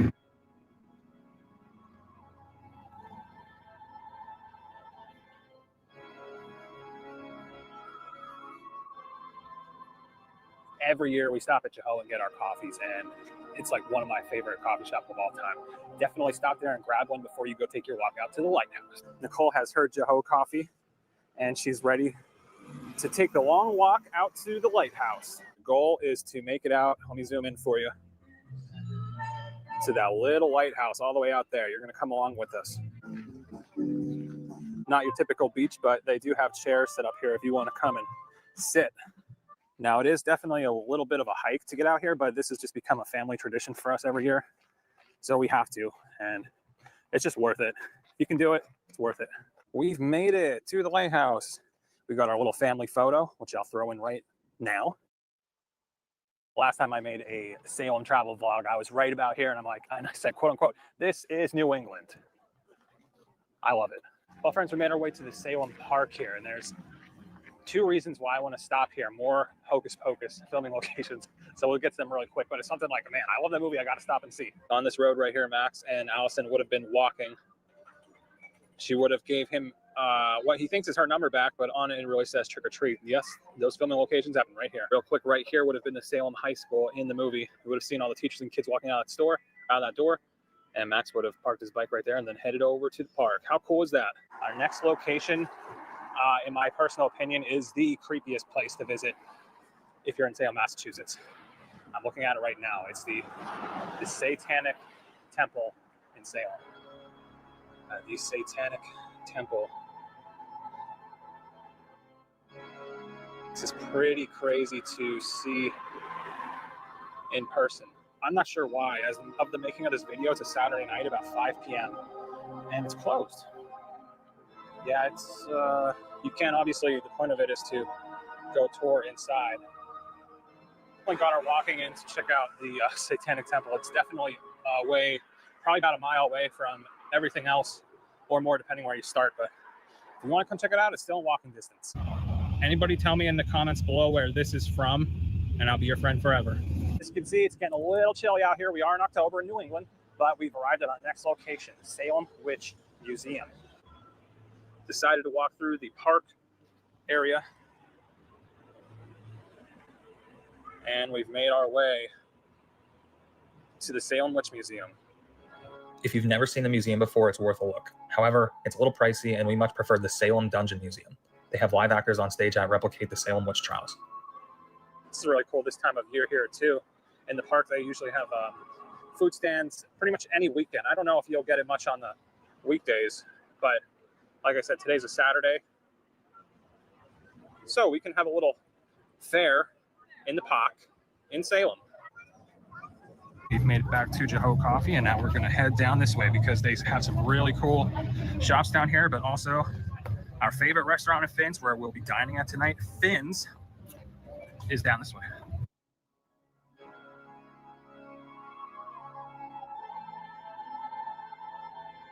Isn't this such a great view? The lighthouse is straight ahead. We were just on that side.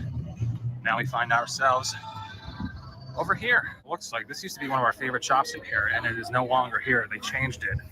It's a new place called the Witchery, Folk Arts and Witchcrafts. It's one of my mom's favorite shops when she's here with us. Partridge in a Pear Tree.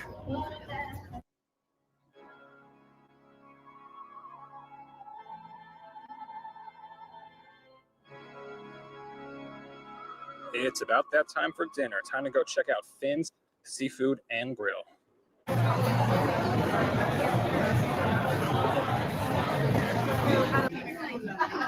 We are kicking things off with the Finn's New England Clam Chowder. For my third time in a row at Finn's, I went with the classic lobster roll. Looks delish. And Nicole went with the lobster roll of a different variety, the sushi kind. The sushi lobster roll.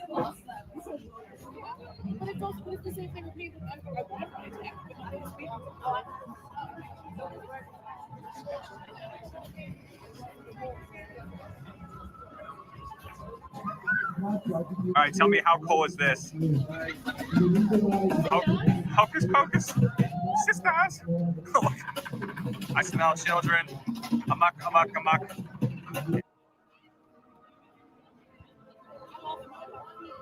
Did you enjoy your 24 hours in Salem? Yes. Me too. That was fun. Well, everyone, it's going to wrap it up for this year's Salem Travel Guide. I hope you all enjoyed. If you did, hit that like button. If you like this type of content or want to see more of my Salem videos, we've got Salem Witch Trials videos, we've got Hocus Pocus locations, I've got walking tours. I'll put links all below or up above somewhere, and check out my Salem playlist. I have a whole playlist dedicated to Salem. So until next time, I'll see you in one of those videos. All right.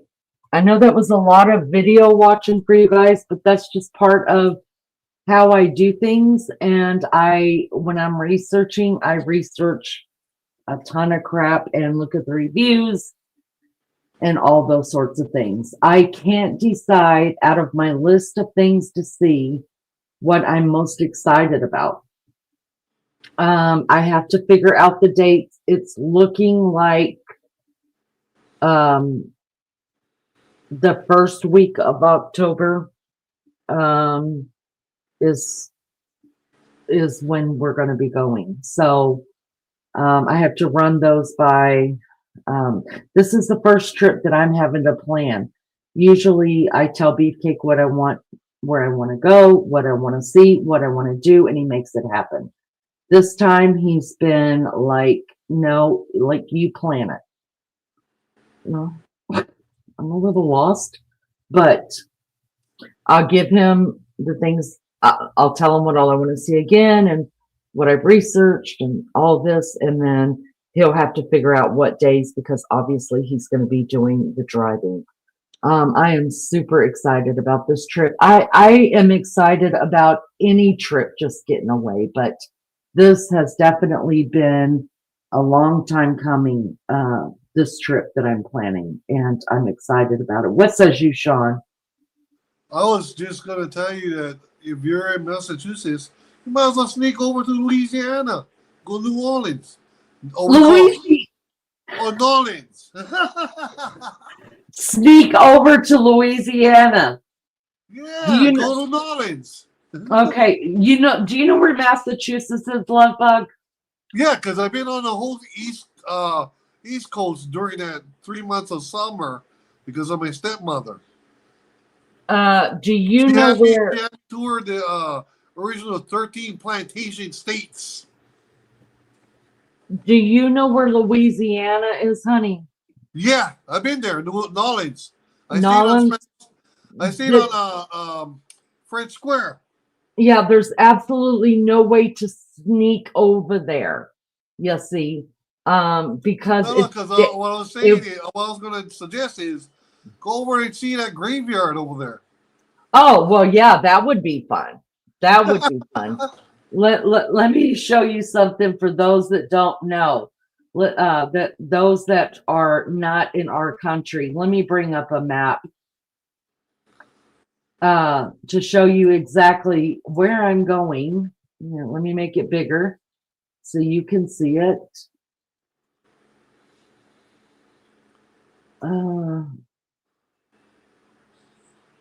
Yeah, then you can go and look up Marie Laveau. The All right. Can you guys see my cursor here? Yeah. You can see my cursor? Yeah, yeah. All right. Let me show you guys for those that are not in the United States. All right. I'm somewhere right here in the Indianapolis area. We will be driving to go to Massachusetts through Ohio, Pennsylvania, New York,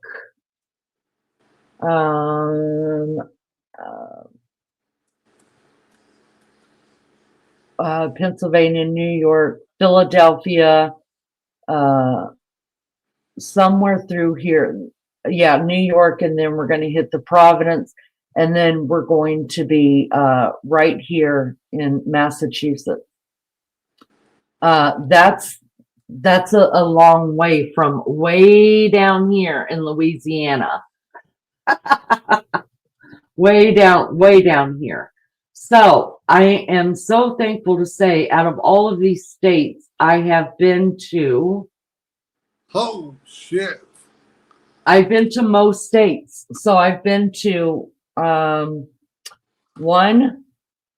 2, 3, 4, 5, 6, 7, 8, 9. Yeah, it is, Blake. Did I count that? I think I did. 10, 11, 12, 13, 14, 15, 16, 17, 18, 19, 20. I know the hours, Lady. It will take you 35 and a half hours. From Only 35 and a half hours. Now, mind you, I have to stop for smokes. No, because it takes 13 hours from where you're at to Massachusetts. It takes 22 and a half hours from Massachusetts to New Orleans. Yeah, there's not enough room way. in the time frame. Yeah. I'm not sure how much time Beefcake is going to take off for this trip. He's at least going to have to take a week off. I'm hoping 10 days. Hours on the highway is just. Oh, you didn't see the cursor? I'm sorry. But anyways, yeah, I'm super excited. I love road trips. It's my favorite time of year. I'm going to be going a little bit earlier than what I would like to go, because the fall leaves are just now starting to turn, but not really fall everywhere. But I'm telling you, it's cold. We're already cold here. So I think it's going to be even colder up there. I know Blind Talon says if I could find a cheap flight, it would be quicker. I'm a road trip girl. I love road trips. I love back roads. I don't blame her either. You could see so much stuff. Now, if I'm doing just a really fast trip in and out, just like a long weekend, I don't mind taking a plane for something like that. But if I've got a week to 10 days to do something, I'm going to do it in a car. There's so much more you could see. It's worth the money. It's just worth it to me. Diamond says Pennsylvania is a long state. Yeah, it is. Yeah, it is. But you know what? Just be back on the 10th, C. Anderson says, because I'm cooking. Yes, I'm cooking. But only the meat. Yeah, because part of Pennsylvania is Amish country. Oh, I love it so much. We went to Pennsylvania. I've been to Pennsylvania a couple times. I've been up to New York a couple of times, and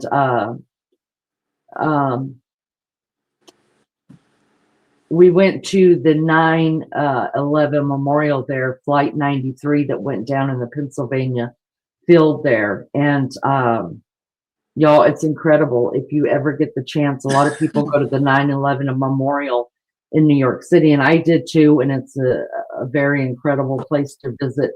A lot of people forget there was a plane that went down in Pennsylvania as well. That was Flight 93. And Yep. the memorial there is something else to see as well. It's out in the middle of nowhere. It's literally, it's, thank God because it was destined to crash, that it crashed in the field that it did, or else it would have killed a lot more people. It's terrible. It's a terrible place to be, but at the same time, it just made me even prouder to be American, to tell you the truth. But you could definitely feel a heaviness there in the middle Yeah, of that it is. Yeah, it place. does. It does. I agree. And the memorial is gorgeous, and there's still a huge hole in the ground. It's now covered with grass, but you could actually see where the plane, made the huge hole in the ground. Blind Talon says, I might be going to the National Blind Convention in August, Texas. Blind Talon, I take it that you are blind. Are you completely blind or legally blind? What's going on with your sight, if you don't mind me asking? I just watched you say a few things in chat, so I'm guessing you don't mind talking about it. We do have another friend that comes in here. Her name is Anointed Praise, and she is also blind. So how can you tell me how you're able to read chat if you are blind? I hope that's not asking too much, but I'm curious. I'm curious about that. I know Diamond, let's see. Anointed Praise, when she's in chat, she like blows it up real big on her phone, and she's able to see some. Blind Talon says, I was born totally blind. Okay. I know what he's talking about. I use a iPhone with a screen reader called Voice Over. Yeah, I know what he's talking about. Wow. Yeah, it's an option for the vision impaired, where you can actually talk to the phone and it'll script out whatever you say, and then at the same time, whatever is texted out, it'll tell you what's saying on the chat. Oh, I love that. I love that you're able to participate like that. I'm so glad that technology has come that far. You guys remind me if I forget next time we see Anointed Praise. She was here earlier today, to let her know and find out if she has an iPhone for that. That I'm so thankful. Yeah, I've had several Special Olympics athletes that use that app. Oh, I didn't know. I think that is so awesome that you're able to do that, because imagine not being able to have that. You wouldn't be able to participate in a chat. And I think that's it's how I learned about it. I think it's wonderful. Me to it. Yeah. Well, Blind Talon, I hope you will come along, hang out with us whenever you feel like hanging out with us. Yeah, this isn't the only thing we do. We do a little bit of everything here. There's nothing off topic except for drama and hatefulness. Other than that, we're just a cool bunch of people that get together and do some really weird shit sometimes, to tell you the truth. Sometimes we'll just roast each other like yeah, sometimes we roast each other, but we're friends and we're fun. Something like that, like you hear somebody say, "Shut the fuck up, Dee." That is true. Blind Talon says every smartphone has a screen recorder built into accessibility settings. Oh my God, yeah, I did not know that. Yeah, that's why Apple is the #1 cell phone company so far, because of the different accessibilities they have. I think that's fabulous. I think they're the only carrier that carries it. Wow. Well, I know that. So my mother-in-law is hard of hearing, not just hard of hearing, y'all. Her hearing is gone. Bless her heart. Accessibility for that too. No, but she doesn't have an iPhone. She has an Android. And on my iPhone, like if somebody leaves me a text message or a message, or if they leave me a voicemail, I can just push the recorder and it'll talk to me and tell me, Yeah. or Yeah. it'll read Yeah, it I to know me, what you mean. right? So my mother-in-law can do text really well, but when people leave her messages on her phone, she has to have, whenever we go visit her, us go through her voicemail because she doesn't know what they're leaving her. And because she's on Android, she doesn't have the option for it to put it in a text for her. And I hate that for her. So I'm going to try to talk her into going over into the iPhone. Well, the Well, other thing that also happens too is when people leave their message, uh, boxes full, and you can't leave them a message. yeah, but she doesn't. She just can't hear them. But on an iPhone, if you push it, it'll just read it. I mean, not read it out to you, but it puts it in a text so you could read it. So I need to get her onto that. All right, guys, we've been doing this one for almost 2.5 hours. This is my third live today. I'm tired. I'm done. And that's it. That's it for me. What says you, Mr. Hawaiian Warrior? I'm good.